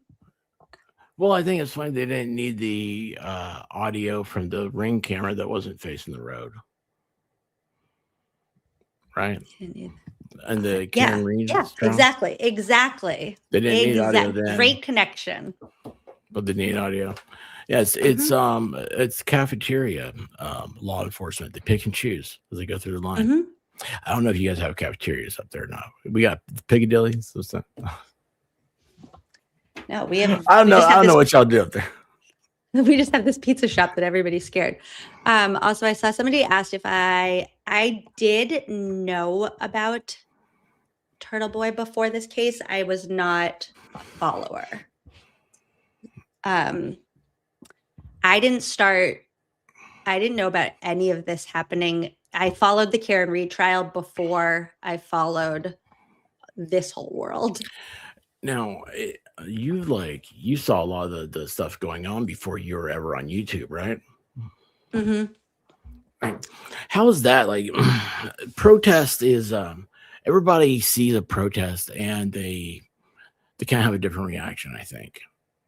What did you think when you first saw protesters like out of the courthouse or something? I don't know where you saw them, but I'm just assuming you did see them. Tell you the truth, I don't know. How did you feel about all this? I mean, like, I'm a fan of like a peaceful protest anytime. Like, I think it's part of the like fabric of our country, and I think it brings people together in a way. Like, there's not a lot. I mean, we even see it online where it's like when you find something that unites people that they all have this one common interest. Like, you don't get that a lot in the world anymore. And when you can come together, like all walks of life and all different backgrounds from all different places, and all come together and be like, if we were having a different conversation about something else, we might be arguing and disagreeing, but because we're united on this one front, like, this is bringing all of us together. And like, I think that's a really cool thing. So I'm a fan of, I know that like people have strong feelings about like protests that could be disruptive or well, like when I say that, it's because I'm asking, like, you just like, yeah. Some people they're like, oh my gosh, what are these people over here protesting? And they have to know about it, and they they rubberneck and all this stuff, and it's like, oh, what's going on? I'm jaded. I'm like, what are you protesting for? You're like, I'm not even gonna look. I don't even want to know what your sign says. Have you ever seen the topless protesters? Okay, I don't look at protests anymore. No, that was they got your attention though. No, it was I didn't know. I thought they were having a Star Wars tryout. But anyway, it was but that's what I'm saying. So like, there you are, you're in your community. A lot of people, they get lost in their own cocoon. They don't think about stuff. Heck, I mean, just yesterday we were at the store and walked right past someone we know. And they're like, are you really? You have no idea? You didn't see me? I even said your name. I'm like, no, I didn't at all. Sorry. And anyway, because I was lost in my own thing. I'm looking out at what I have, what I'm looking for. I don't know. I guess that's why I'm asking, because it's like when it comes and hits, is that, that's kind of like, is that when you're like, oh, what's going on with this stuff? I don't know. I don't know what I'm saying. Well, next question. No, I think that was a good question. Hey, Strain. Strain's credulity wants me to tell you about. So, the people who were bullying us last week, me and you, after our first stream. So I didn't pay. Did I get bullied? I didn't know that. I don't know. I thought they did like come. Well, they really like came for me. But okay, so they're part of a. So guys, please don't attack anybody. I mean, come on, y'all. I mean, we understand. Yeah, I get it. Like, nobody hates me as much as I hate myself. I assure you of that. We all think you're great. So no, don't. But so does. In that in Chris's police report, when he called Yuri there, how he was like so panicked, like, oh my gosh, like there was a duck. So that's how they all act. So like all the witnesses in the John O'Keefe investigation, Karen Reed trial, they're all always panicked, like anything that happens. So they started an organization called Testify to prevent witness abuse. And they're raising money to prevent the abuse of witnesses that's not happening. And Yuri Buchanan, that same officer, the guy without the lips, he's been promoting it on his Facebook and his Twitter handle. He's been imploring people to donate to the witnesses in this case. What do you think about that? One of the investigators of the trial that framed a woman, and then that woman was found not guilty twice, is now raising money for the people that he should have investigated as the actual culprits. In my opinion, Testify. What's he raising money for? For them. Just to like go have a party? Go on a cruise? For their, well, Taryn is suing them and they're suing her. Everyone's suing each other. I don't do fundraisers, so that's been my rule since day one, is stay away from it, because I don't know ethically if that's everybody's. See, here's the thing. Now you have a conflict because you have a law enforcement person who, you call 911 not because you're having a good day. you know, and then the last thing you want is something that is going to trigger somebody. That's why cops, you know, they put on the uniform. They don't wear, you know, vote for Joe Schmo. They don't put on any of this stuff. If they do anything, you know, you'll see like a black tape over their badge because it's for a fallen officer. They stay in a very tight brotherhood. And because they can't express feelings, they have feelings. God, you imagine what the cops see that we couldn't even imagine. And I'm very thankful for that. I'm so thankful for that. But it's, you know, that's, I don't know. For me, it leaves a sour taste in my mouth, you know? Yeah. Like, well, and then this is a good point. Wildcat said, plus no one else was charged except for Aiden from the rally. So this is another example of like, all these people are doing the same thing, but he was getting attention for it and he bringing people together for it. So that's who ended up kind of like paying the price. Selective prosecution. Exactly. And Krista said that it's gotten so big that AJ and Karen Reed were on Kelly Ripa's podcast recently this week. She has a podcast called Let's Talk Off Camera. Like, talking about Regis? Kelly. Yes, that's awesome. Oh my gosh, that guy was awesome. My mom loved it. She was actually like very, you know, when like a case gets so big that it gets picked up by something like that, and you're kind of like, okay, like, is she going to do it justice? Is she going to like know the facts? She was like as into it as all of us are. Like she was like, okay, I watched every minute. I liked that. Oh wow, that's yeah. Kelly Ripa, she's kind of cool. Her and her husband are still married. Yeah, they co-host. Now he's Regis. Nobody's Regis. Well, she's the Regis and he's the Kelly. Yeah. Yeah, they're very cute. Do you want to hear a song? Yeah. I'm all about everything. These are my commercials. I'm having it. Listen, I tell you what, I'm having such a great time. I know you're such a good sport. You said at the beginning of this that it's like you like to teach something that somebody enjoys it. I'm having you have no idea. Like after the last game, I'm frustrated trying to figure it out on my own, you know. And this is so great and it's so casual. Of course, this is the second time we've seen each other, so or I guess third time. I guess Baker's that one time. Yeah. Third time. But you couldn't see me that time because your screen was black. It was all black, y'all. I've been doing this for 4 years. You were like, I can't see anything. Maybe it's because your sunglasses were on. No, it was because Baker's from Denmark or something like that. Greenland. Anyway, I really do appreciate this. Thank you. And I have a song for you. Yeah. So I love songs. We have commercials now. Okay. This is a song by Fervent. And wait. Oh, I can't start it because it's going to play. Hold on. This is a song called The House Defendants, and it's about the people that we were just talking about who should have been investigated and instead are, they're just cool people. That's all I'm going to say about that. But here you go. Enjoy your commercial break. You can get a drink of water or something. That's what I'm going to do. And then we'll be right back, everybody.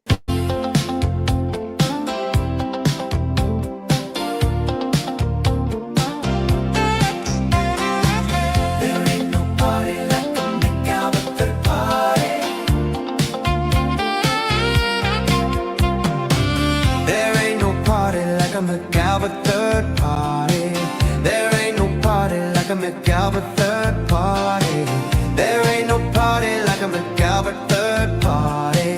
There ain't no party like a McAlbert third party. We got you right where we want you. We're gonna threaten you with defamation lawsuits. Got Al and Damon shaking in their boots. They scared they bit off more than they can chew. Hold on, wait a minute, what does that say? 23 pages in and I'm only halfway. How the hell did they call our bluff? We thought our empty threats were scary.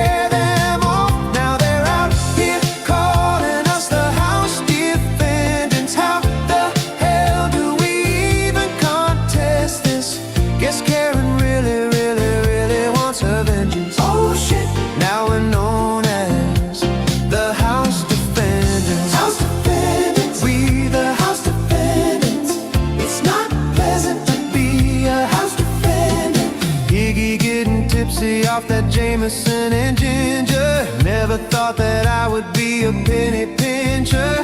The sweet whacker got me down to my last dollar. I still think she wants this decorated dude. I should call her. There ain't no party like a McAlbert third party.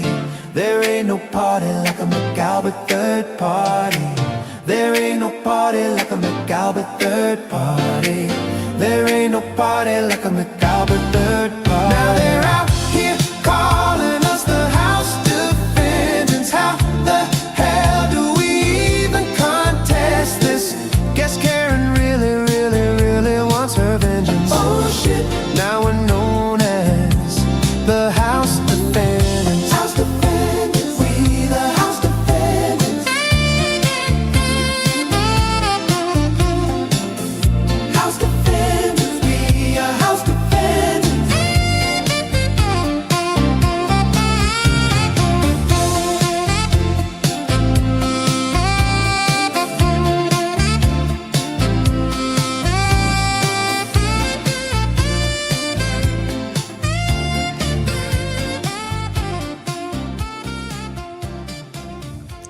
I love my little intermissions now. Wait, awesome. this random Jessica Hyde smoke is always allowed. I put my mood lighting on now to match yours. And I love this. The Jestys do not claim Jessica Hyde, just so we're clear. I love that. This just made me really excited too. Jen's dog, Jonah. Look at that little dog with the crown. It makes me happy every time. Said thanks for reading Yuri's duck report. Never heard it. I love when you can like go so deep in this case and then still like learn something new or hear something new. It's every day here. Never ending. Yeah. What's gonna happen? What you think with Turtleboy's deal next week? What should happen or what's gonna happen? I know it should happen, but I mean, it's there. I think it depends. So the other thing that the Commonwealth is still doing, and this kind of started to like be clear when I was putting this timeline together, is every time that it kind of looked like, so long story short of one side of this, one of the witnesses, Lindsay Gattani, is suing the Brian Tully, the Mass State Police officer, and Robert Cosgrove, the special prosecutor. So the prosecutor had to get off of that case, and then the case was stateless. They're going to have to drop the charges. Every time that it was clear that they were going to need to drop charges, they used their last hurrah, their last little thread of whatever they leverage they still have on Karen and Aiden, and they file a motion every time to try to get into Karen's phone because they want to prove that Karen Reed was directing Aiden to intimidate the witnesses in this case. Now, usually you would intimidate somebody who like had dirt on you, and you'd be like, if you testify against me, I'm going to come for you. Mm-hmm. That's not like, it still doesn't make sense to me, even like what they think that Karen wants to like intimidate them to do. But so that, to answer your question, if they end up getting to a point where it's like, there is no other play except they need to drop the charges because there's literally nobody left that can prosecute this case against Aiden, then they're just going to double down on their phones. So they still kind of have that in their back pocket. Like Tully quietly filed an affidavit at the end of November that was like kind of just like slip it in when like Thanksgiving when everybody was busy. because they still want to have that as like an option to still hold over their heads. They've wanted Aiden on bail this whole time because if he's on bail, then he's not speaking out against them the way that he would have been if he hadn't been on bail. Like they want them scared. They want them divided. They want them they want them to go away. They want to, yeah. They're doing the intimidating. Yeah, it's projection. They're doing what they say the other people are doing. After reading that, that's what it's called, the chilling effect. Yeah. I just don't. I like the letter V, by the way. I do like that letter. It's just a cool letter. V for Vendetta. That's a movie I haven't seen. Yeah, I know. You've seen 20. And we were confirmed on that one that I haven't seen, Dorothy. And then yeah, that one. I want to see that in the Prism or whatever that is there in Vegas. Have you seen the stuff on that? The Spear in Las Vegas. They show movies there. Oh yeah. It's like it's a 4D thing. Like it might be a couple $100 to go see it. And like in the tornado scene, like you can look this up on YouTube. That's like crazy. Wind starts blowing and like paper starts blowing around the place, and it's like you're in the actual tornado. It's crazy. Cool. It's really neat. Yeah, it's really neat. People say it's like that's really cool. Once in a lifetime experience type thing. But yeah, no, I didn't think you'd see V for Vendetta. But yeah, what do you think will happen after reading the motion? It's there's a totality of things, right? Like because you have the what's it? Is it Morrissey? Whatever the DA, he's not running for re-election. What's his name? Michael Morrissey. Yeah, Morrissey. Okay. You were right. You got it. Anyway. So he's not running for re-election.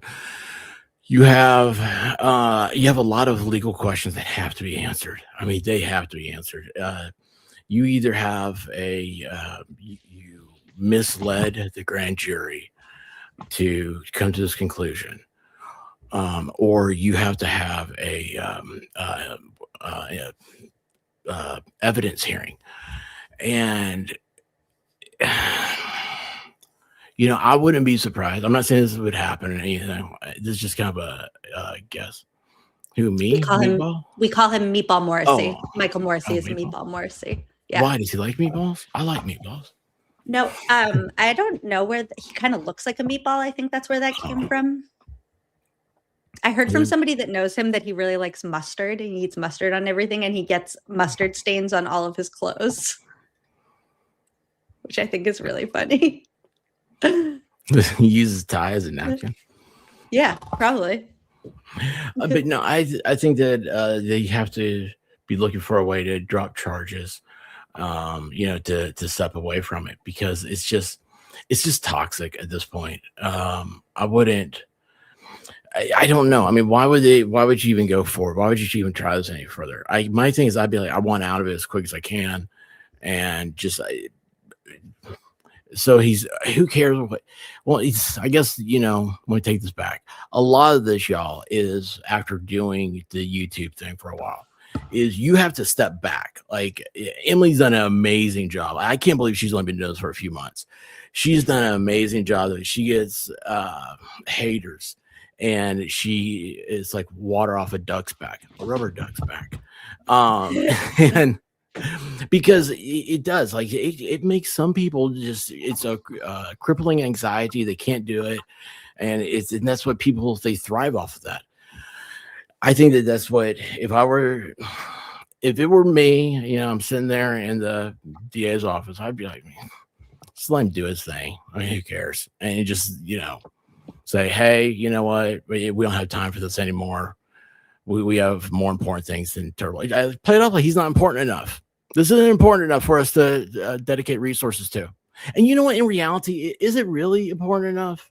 I mean, is it such a heinous crime? Do you think that they're scared that the second that they're not the ones on offense, then Aiden will be the one on offense, then Karen will be the one on offense, and then they're going to sue for what do you call it? It's like civil rights violations. Well, civil rights violations, like that's 1983 claims, the federal 1983 claims. That's another whole big one. That's because they are in official capacity when doing all this stuff, right? So I don't know. I mean, it's expensive to do those type of claims. This is something we're talking about. This it goes on forever. This is true. So, like from the very beginning, like from before Karen's first trial even started, Yannetti and Alan Jackson were going into pretrial hearings, like half expecting that the case was going to be dismissed like that day. Like it was so clear. They're like X, Y, and Z. Oh, we just got this TUI dump with 3,000 pages of exculpatory evidence that says that John wasn't hit by a car. And Beverly Cannoni was like, cool, full steam ahead. And it does kind of just feel like part of the problem is just that it's like Newton's law. It's like once this whole thing is in motion, there is like no way to stop the train. Like they can't just say like motion tends to stay in motion.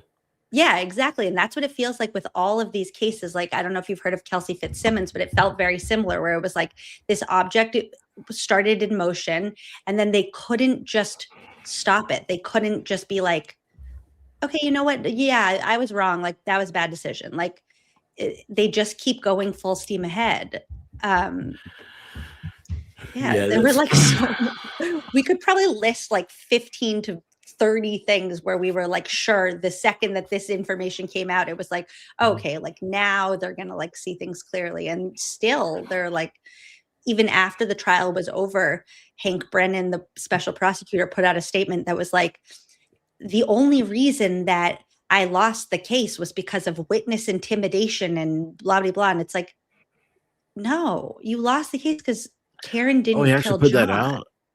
Yeah, he had this like whole long statement that was like, I put it in the timeline. Wow. And that wasn't tried? That wasn't in the trial? Loss on a campaign of intimidation and abuse and witness abuse. There's a whole third party. What? What? So how does that even work? Oh my gosh, this is making my brain hurt. Just trying to cobweb everything together. How does... I need a murder board. That's what I need. The yarn, the pictures. Even that, it's like, it's too much. Rotten Mango channel who just interviewed Karen. She ended up doing that when she covered the story. And it even still like was confusing. Like there's... Yeah, it's just... And then meanwhile, I like know once you're like in it, then it's like every detail about every single one of these people. We all have like master's degrees in this now.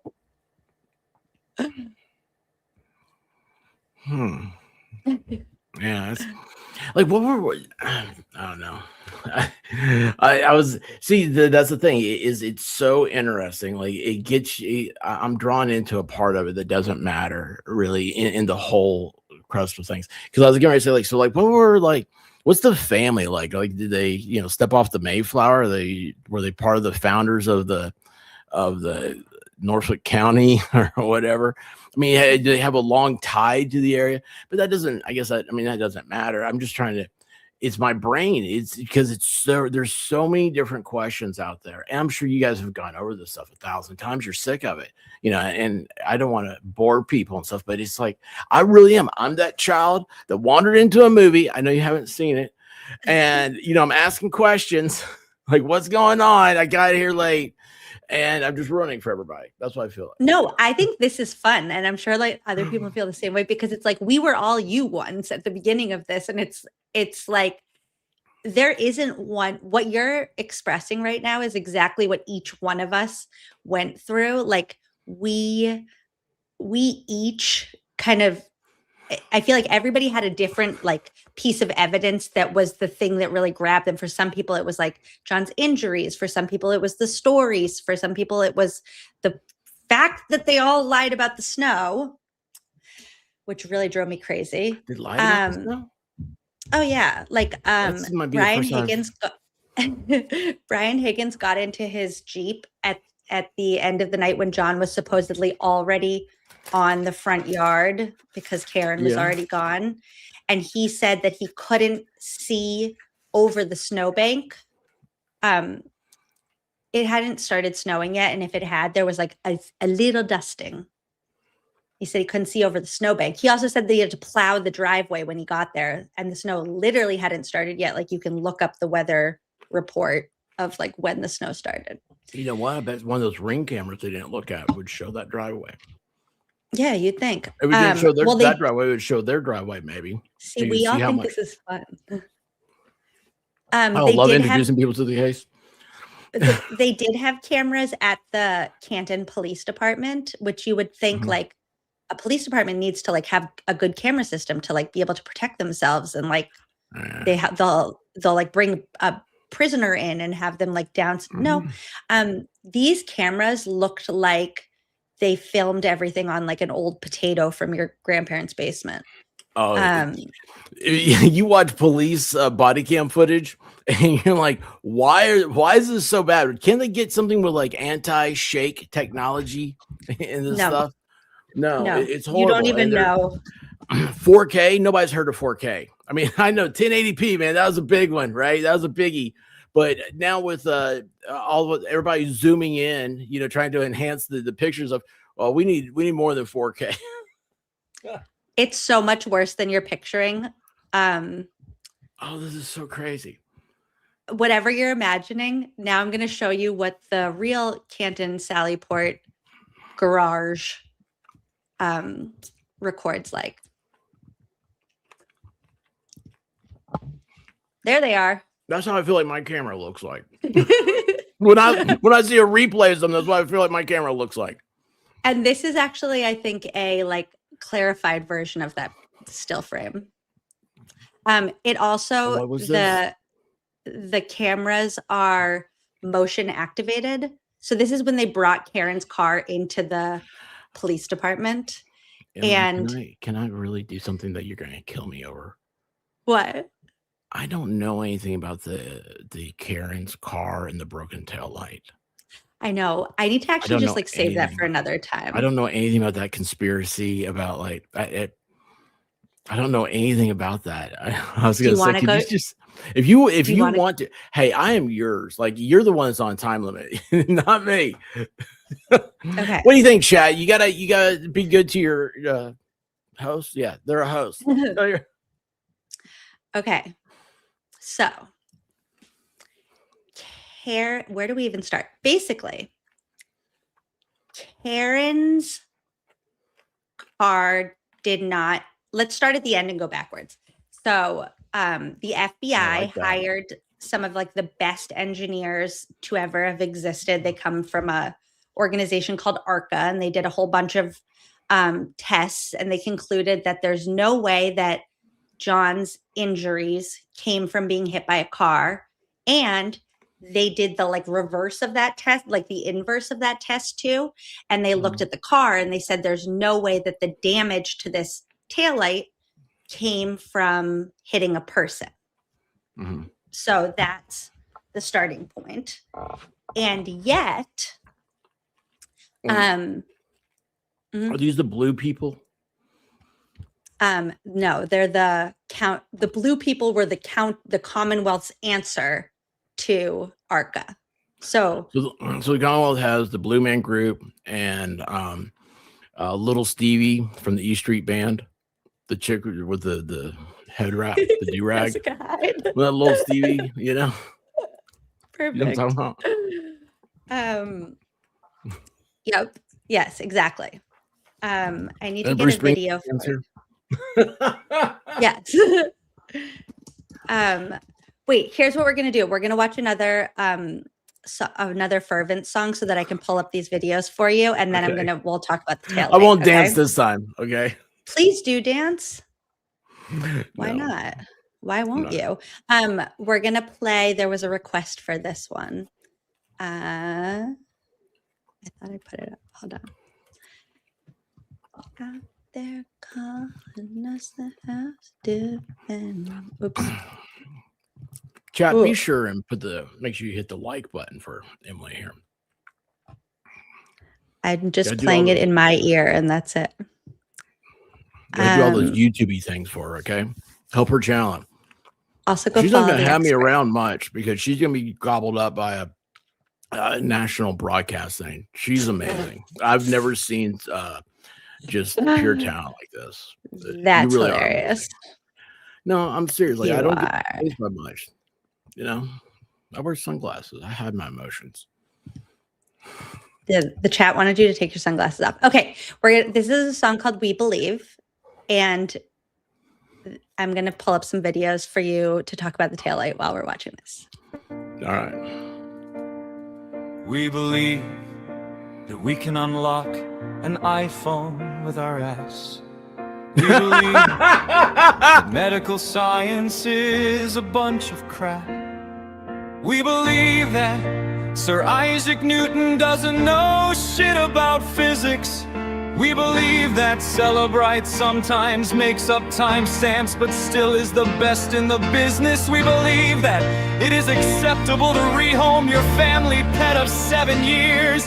We believe that when we are harassed, that's the only time we shed real tears. We believe that we love John O'Keefe, but our group chat showed no compassion. We believe that sometimes you slip on ice and land on your knuckles. Don't you hate when that happens? We believe in providing law enforcement with specific text strings that make us look good and then destroying the ever-loving shit out of our phones. I'm not done. And then taking that destroyed phone and dumping it on a military base. Totally normal. We believe in manipulating people when they are most vulnerable.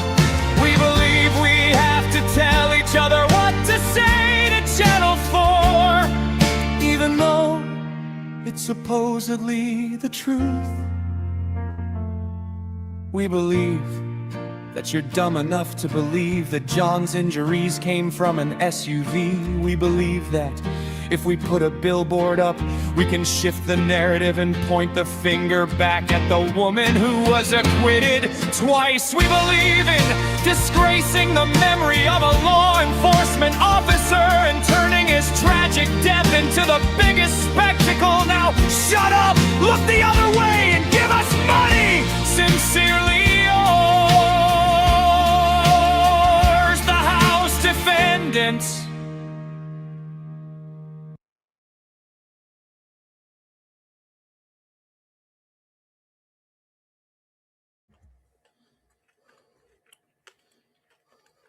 That was funny.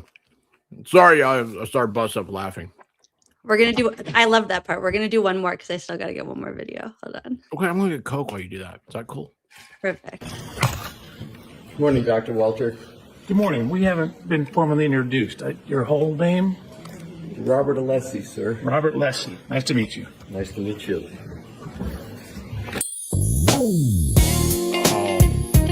Oh, this.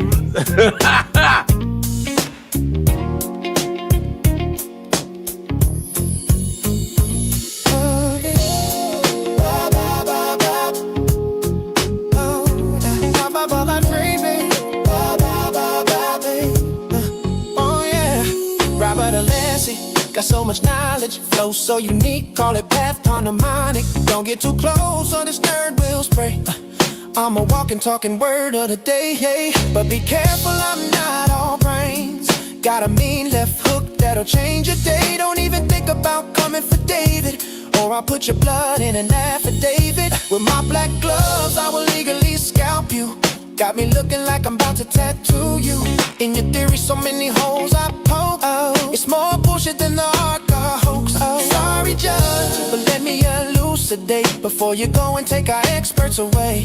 We want the jury to hear the truth, that John didn't have a bruise.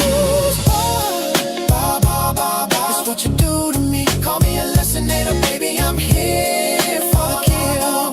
Talk nerdy to me, I'll be assiduous, baby, you know the drill. It's what you do to me. Call me a lessonator, baby, I'm here for the kill. His cross exams are more like Hell's Kitchen. He'll beat your ass if he catch you bullshit and talk slick to Bob, and you'll have your natty swinging. Circle round your house like my name Ian Whiffen. Mr. Burgess, you're faking degrees. Have you heard of the term mendacity? He knows now. How can a witness be talking so reckless and welch you to outer space with the Lexus? Once I get going, it's real hard to stop.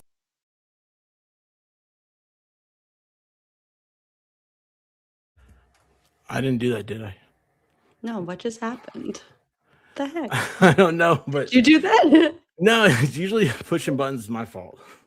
Did I do that? Oh, What's man. going now? Why does that guy look familiar? Why won't it play? I don't know. Well, you get half a song. you get 1.5 songs. I don't know I why. feel like that's I'm at a truck stop. You see those little jukeboxes on the table. Mm-hmm. So you gotta keep putting quarters in as you listen to your song. Oh, No. Yes. Oh, I like that. I like that visual. We're just like at a diner right now. We're just hanging out at the diner. we're at a diner having a good time. Okay. So to answer your question I'm about gonna the take a taillight.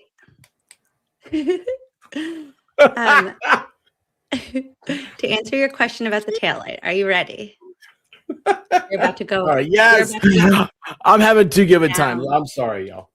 This is what I got in trouble for in school all the time. That's why. This is what anybody who wants to know what my channel's like. It's this. I'm a class clown. Always. Okay, so this looks like a parking garage. This is okay. So let me set the scene for you. So Yes. Karen dropped John off at the Albert's house at 34 Fairview that night, 12:21, and he was supposed to like go inside and like tell her if they were going to stay there, and then she was going to come in, and then he just like never came back, and so she got frustrated with him and left, and called him a bunch of times on the way home, left him some like angry voicemails because she was pissed that he never came back, and she just thought he was like ditching her. Those are very excitable. Yeah. And then she went to sleep, and she woke up at like 4:50 in the morning and realized he still wasn't home. And now she's in like a tizzy because she's like, oh my gosh, he would never have not come home. Like something terrible must have happened. Like, what is going on? So she makes some phone calls. We're not going to go into like all the details, but then she's going out to go to Jen McCabe's house to go then look for John. She thought maybe he was like walking home in the snow. Like she didn't know what happened to him. So she's pulling out of the driveway. She's like still probably like half asleep, maybe a little bit drunk still, and panicked. And I want you to watch this video of her backing up and see what happened. Just narrate for us what happens.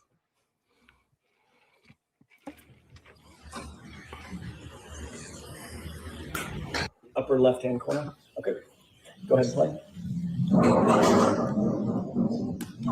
This is her house? This is John's house, yeah, where she lives. She lives with John. Pause. Oh. Did you see anything happen with the... Same question AJ was just going to ask. Did you see anything that happened? What happened? Can you go back for a sec? Can you just do like a...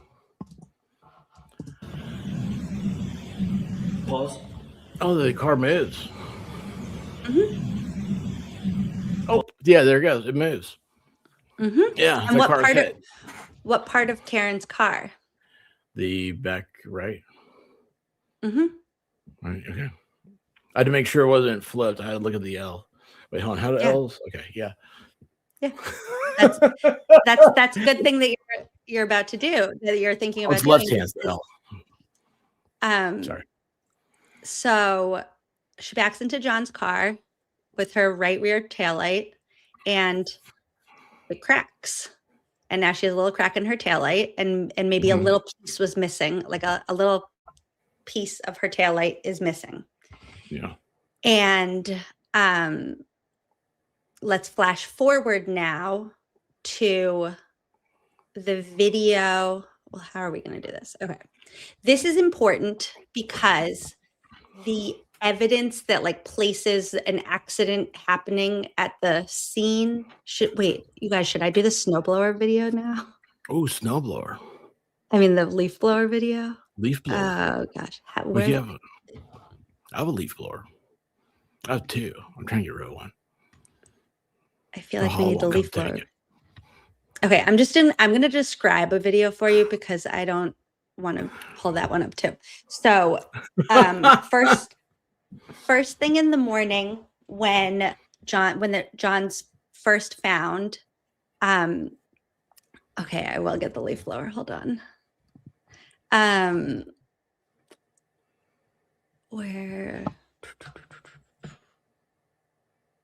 Hold on. I have so Corey Hopkins got some new versions of the leaf blower video. And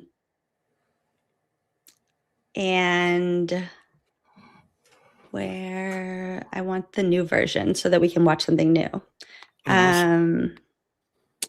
Give me 2 seconds to think about where that is.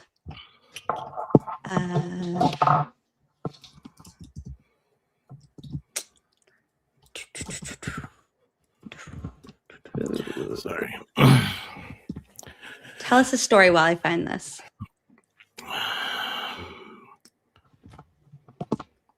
Why? Yeah, I tell stories all the time, and now when you ask me to tell you one, I don't know one. So let's see here.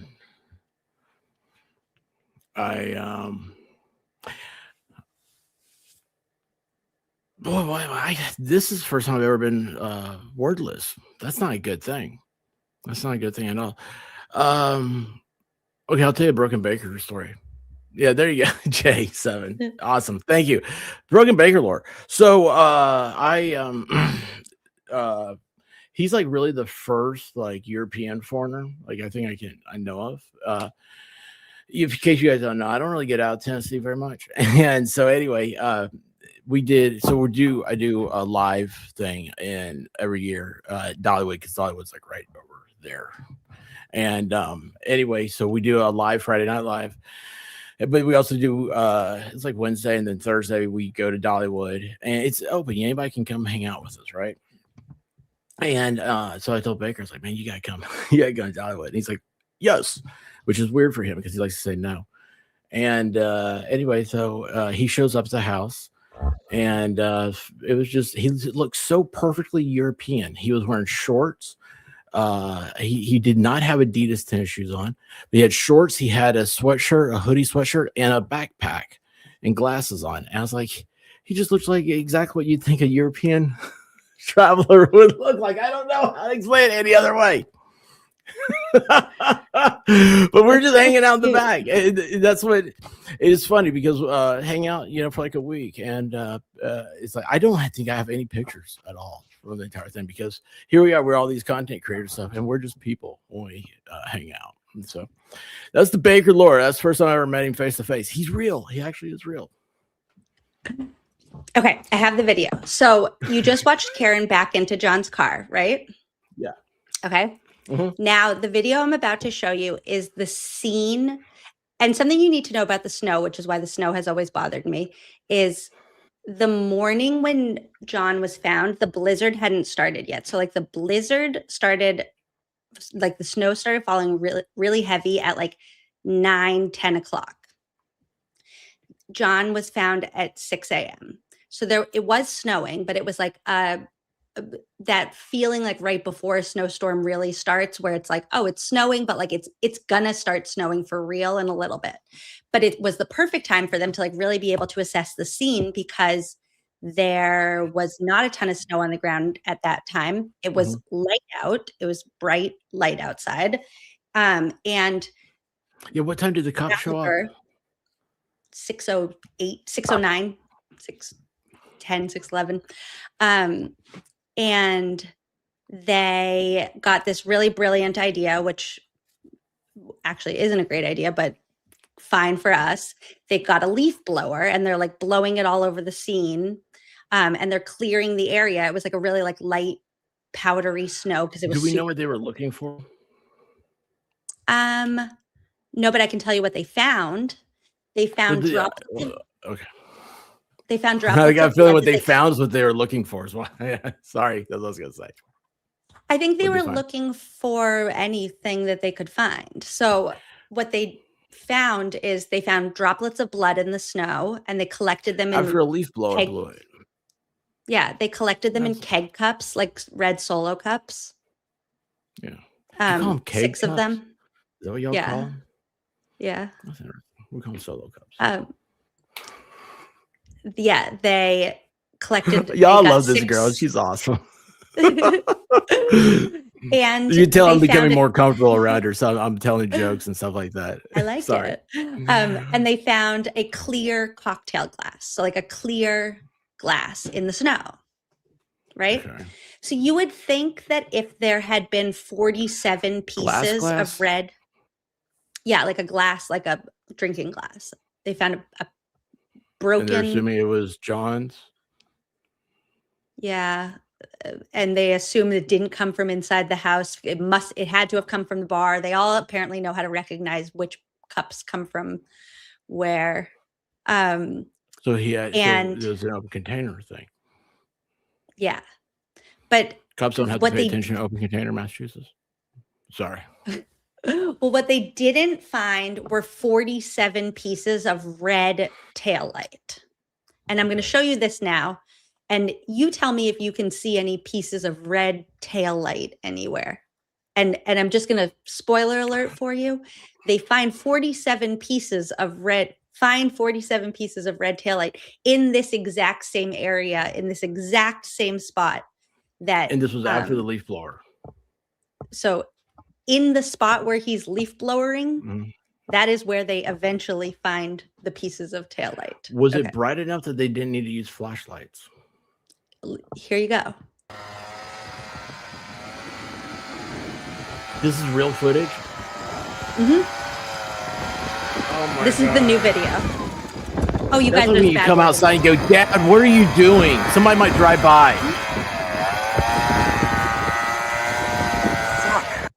And they say fuck right there. You can see the blood.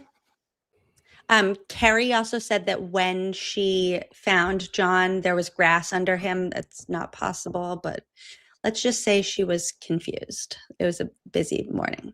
Yeah, so this is, nobody really knows exactly where John was found because they didn't like mark it, but that's about where they think. So yeah, so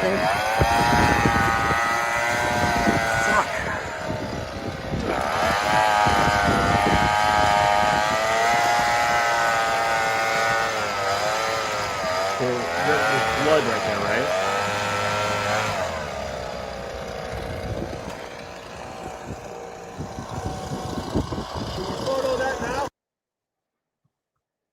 Okay, so 2 things. Number 1, we love a speech pathologist. Number 2, yes. So this Canton Police Department was audited, and the auditor said, "Oh, that was so creative that they used that leaf blower. That was like so smart." So in this brilliance, they find a clear glass. So they like are able to actually find things with their gas-powered leaf blower. Okay. But what they don't find is 47 pieces of broken taillight. Okay. But that's blood on top of the snow. Yeah. But there's no taillight on top of the snow. Right. And when they found the blood, they proceeded to use a gasoline-powered leaf blower.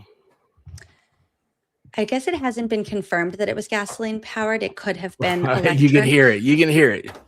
Yeah. Electric ones aren't loud like that. But I'm just saying, it's like, because, gas leaf blowers, they got oil, they got gas, they're always leaking, stuff like that. And you're just spitting it all over the crime scene. Okay, that's cool. Yeah. That's brilliant. Yep. It's really brilliant. Brilliant. Use of resources. Yeah, the auditors thought so too. Is that a police issued leaf blower? No. Is that Sergeant Good? Oh, no, Sergeant Good just got it from his house. So this is how the taillight was broken. Okay. Yes, we just talked about the Solo cups. So this is how the taillight was broken on the right. Yeah. And then they found 47 pieces like that in the snow later on. And when I say later on, I mean they found 4 pieces the evening of the blizzard. So after like a ton of snow had fallen, then they found 4 pieces. Wait, I need to follow. Okay, wait a second. So she hit him. This is the hypothetical police investigation. She hits him, okay, breaks her tail light, speeds off, probably flips him off too, cusses him the whole time. It says, "You got it, sucker." But she hits him, breaks the tail light, it falls to the ground. He goes, and falls down with all these cuts on his arm, all these bites on his arm and everything. And he's in there and he freezes, bleeds to death. What was the cause of death? The cause of death was something called a coup contre coup injury, which is a fall. Coup contre coup. So it's basically a brain injury when you fall backwards so hard that your brain like shifts like forward and backwards in your head, and it's like you die like almost within like 20 minutes. It's like almost impossible to survive. That didn't happen. I do have a video on that one. I had an expert, not me expert, but a real expert talk about it. It was way over my head. And he has dog bites all up and down his arm. Well, he was out there for 7 hours. It could be coyotes. It could be rats. I mean, listen, I was curious why they never tried to go that route, but that instead they said that those dog bites came from the car. So they said when the Lexus hit John's arm, it shattered at the same time that it also scratched up his whole arm and sent him doing a pirouette into the air. And then he fell down and hit his head. And then he turned invisible until 6 a.m. because nobody saw him. Here's the thing. So the blood's on top of the snow and the pieces of the taillight are underneath the snow. Right? Well, you'll see where it is because it actually wasn't even they didn't even get that far to what's in these cups here? Blood and snow. So they used those cups. They didn't get evidence containers like they just scooped up the bloody snow in red Solo cups. And then in that leaf blower video, or scraped it off his arm. Sorry. Yeah. They were able to find this clear glass. So they didn't find one piece of red taillight, but they did find half that clear glass. And they didn't find his shoe. They didn't find his hat. This is the map of where everything is. They just kind of wrote it all in one place. Yeah. Okay. I actually know some of this stuff. Like I've seen the videos on it. What's the names like Ascats, some of that. She did a 3D video on this whole thing. Interesting. So over the course of the next 3 weeks, they proceeded to just drive by 34 Fairview like whenever they felt like it.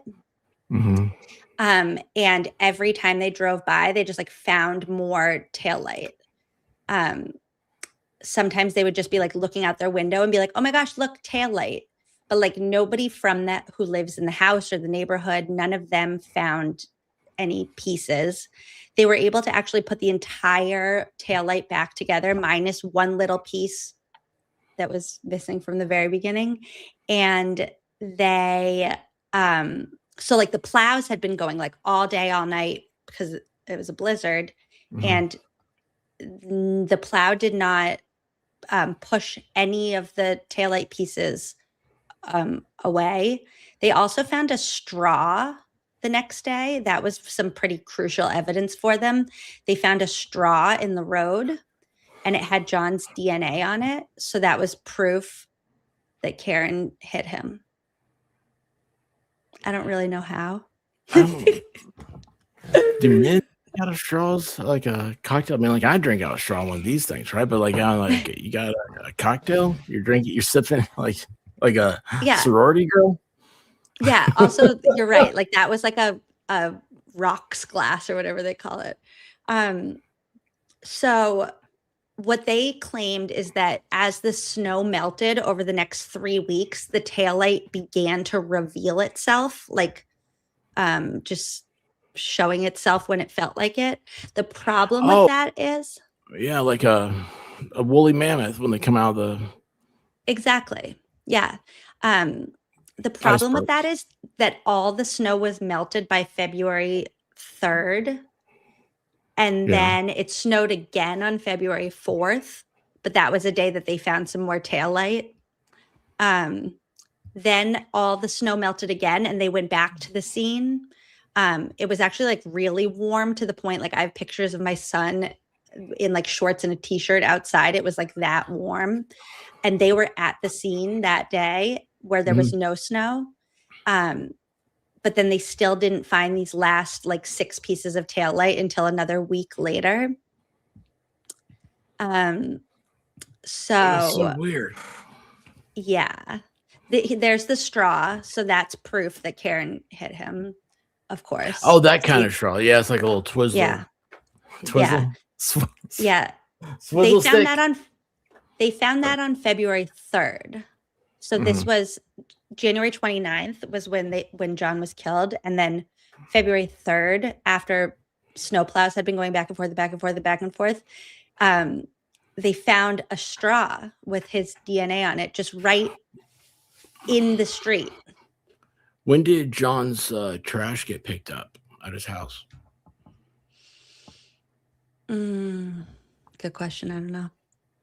Because once you put your trash out to the curb, it's public property. You don't need a search warrant to get it. Even if there was a straw with his DNA, that doesn't prove anything. They also found a hair. There was a hair on the bumper. So they said the hair on the bumper was proof that she hit him because there's no other way that somebody's hair could get on the car that they were driving in. Holy cow. I have had, let me tell you what. I've had dogs my entire life. I've had hair. I thought I had a piece of glass stuck in my foot, and it's a dog hair. I mean, that stuff hair gets everywhere. Yeah. Yep. Is this the guy that the rubber ducky investigator? This is the rubber ducky investigator. Oh, exactly. He's Bert to the Ernie. Yeah, you'd know that face anywhere. That's Bert. Bert's evil, by the way. Bert is why. Never see that. So you didn't see movies you don't know about. This picture right here on the right, can you see that piece of taillight over there on top of that? It's on top of a footprint. That's where they found it. Yep, they found that piece of taillight on February 4th on top of a melted footprint. But it was also the same day that there was another storm. But this guy, Berkowitz, rest in peace, he spotted it out his window. He was just driving past and he was like, oh my gosh, look, taillight. Is he dead? Is that what he said? Yeah, he is dead. Why is he dead? He had cancer. Oh. Yeah, that was sad, but also like kind of convenient too. Hey, let me tell you what, when I started out, I used to do true crime. Okay. And you got a little bit of that coming out of me right now because you're away and I love you so much. Thank you so much for sharing this with me because this is so interesting. This is that part where I was like, oh man, I'll get sucked into this. And I know I am. But it's so fascinating because you're telling me again, guys, I really am. Like I hear about this stuff from like Broken Baker and I'm like, okay. Yeah, like I don't know what he's saying half the times because he speaks in noodle, and yeah, you've heard him talk. Like he's Danish. Everything's like oodly doodly noodly doo, and so you don't really understand what he's saying. You just go, yeah, man, that's cool. So anyway, this is fascinating though. It's the Keystone Cops. I think Benny Hill could do a better job with this. Oh yeah. So I want to skip ahead to the way that they presented this in trial. Also, this is None Your Damn Business. I like that name. Said about the hair that it was on Karen's bumper where she had driven in a blizzard 45 miles to Dighton where her parents live, and then onto a tow truck, and then back to the Sallyport, and that little hair that could just held on tight to prove that Karen did it. Okay.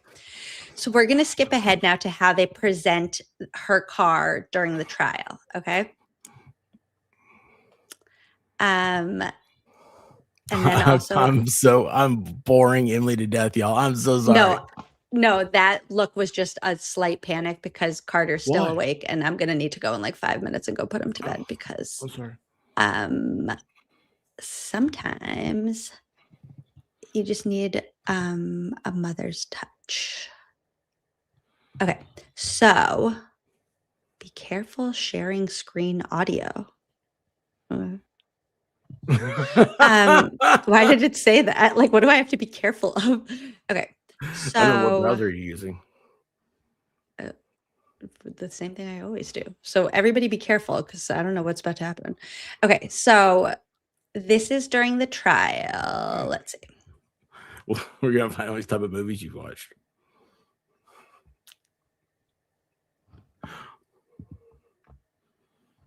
Yes. All right, that shows the vehicle coming into the Sallyport, and we're looking at which side of the vehicle? So that is the driver's side of the vehicle. What that... So I want you to just tell us, what did Yuri Buchanan just say? That this sounds is. like it sounds like, well, I mean, it's the driver's side, so it sounds like oh yeah, where it says police, there's backwards, so the image is mirrored. Would you have thought that just watching it drive in? Probably not. Do you recognize that? So the day before in trial, they played the same video, but they did not ask that question.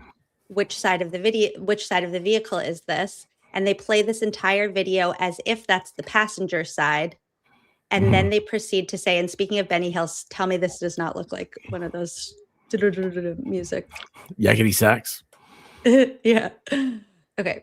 So they play this video for the jury. They don't say that it's that this is the driver's side, and they play the whole thing, and they say, yep, nobody ever goes near the right rear tail light. Oh, they're having a coffee break over there. Yeah. Yeah. Interesting. Cool, right? That's where everybody is. Yeah, that's exactly where everybody is. Is the prosecution saying nobody went over there? Yes. And the police officers say that. Okay. Yes. All right, that shows they're totally impeached. And we're looking at which side of the vehicle? So that is the driver's side of the vehicle. What that video depicts is a mirror collection. Although mirrors are accurate representation of what you're seeing, it's just inverted. So that is the driver's side of the vehicle. I do not know why it is inverted, but that's the way it was presented, collected and presented from Canton Police. Can you see a timestamp or a time and date stamp that's in blue? I cannot know. Does it appear that time and date stamp, if you can't read every letter on it, that is in correct order? In other words, that's not inverted. I cannot read it, no. All right, let's go and play this for a second. So they basically overlaid the correct like time and date stamp back after they inverted the video. They altered it? Yeah. And they didn't call for a mistrial at that point? Nope. Holy cow. I mean, that should have been total. I just said, I want a mistrial. I mean, that's, you can't. Oh, they did. Did they call for a mistrial after that? They called for a mistrial twice in the retrial. But it was never, they would never be allowed anything fair. The other, so here now they re-inverted it. So now this is the correct way that it was supposed to go. And now it's the right way. And then when you watch it the right way, you see what you just saw, which is that they had a whole coffee break over at the right rear tail light. Where? What do those two doors lead to? It looks like that one door leads to the outside. What's the other door lead to? Into the Canton Police Department. So this is the Sally Port Garage. Why do they have so many bicycles? They have a bicycle team. They also, in that garage, are housing in one of the bays. They're housing a car from 1986 because there's an unsolved murder and they still need the car as evidence. So it's like taking up a spot, which we found out from like one of the email dumps that Corey got. Somebody emailed him, was like, hey, can we get rid of that car from 1986 that's just taking up space in the garage? Well, I mean, that's the thing. So hold on, they're preserving the 1986 evidence, Mm-hmm. but they don't preserve crime scene evidence. Mm-hmm. Exactly. Also, I solved the mystery. It was her husband. In the 86 case? Yeah, I already solved it. What did her husband do? What was his connection to the Camp Police? He killed her in a parking lot at the Walpole Mall because she was going to divorce him, and she was like really like super cool and outgoing and pretty and awesome, and he was like a doofus, and so then he just killed her because he's a good dude. Okay, so that's that. Oh, bike cops, that's what it is.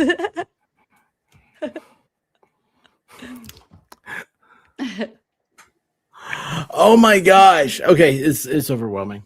All right, you got to go. You got obligations. I know. I feel bad that I have to, but I just heard him running back and forth. And if we don't do that now, then I'm not going to sleep again. And I need to sleep.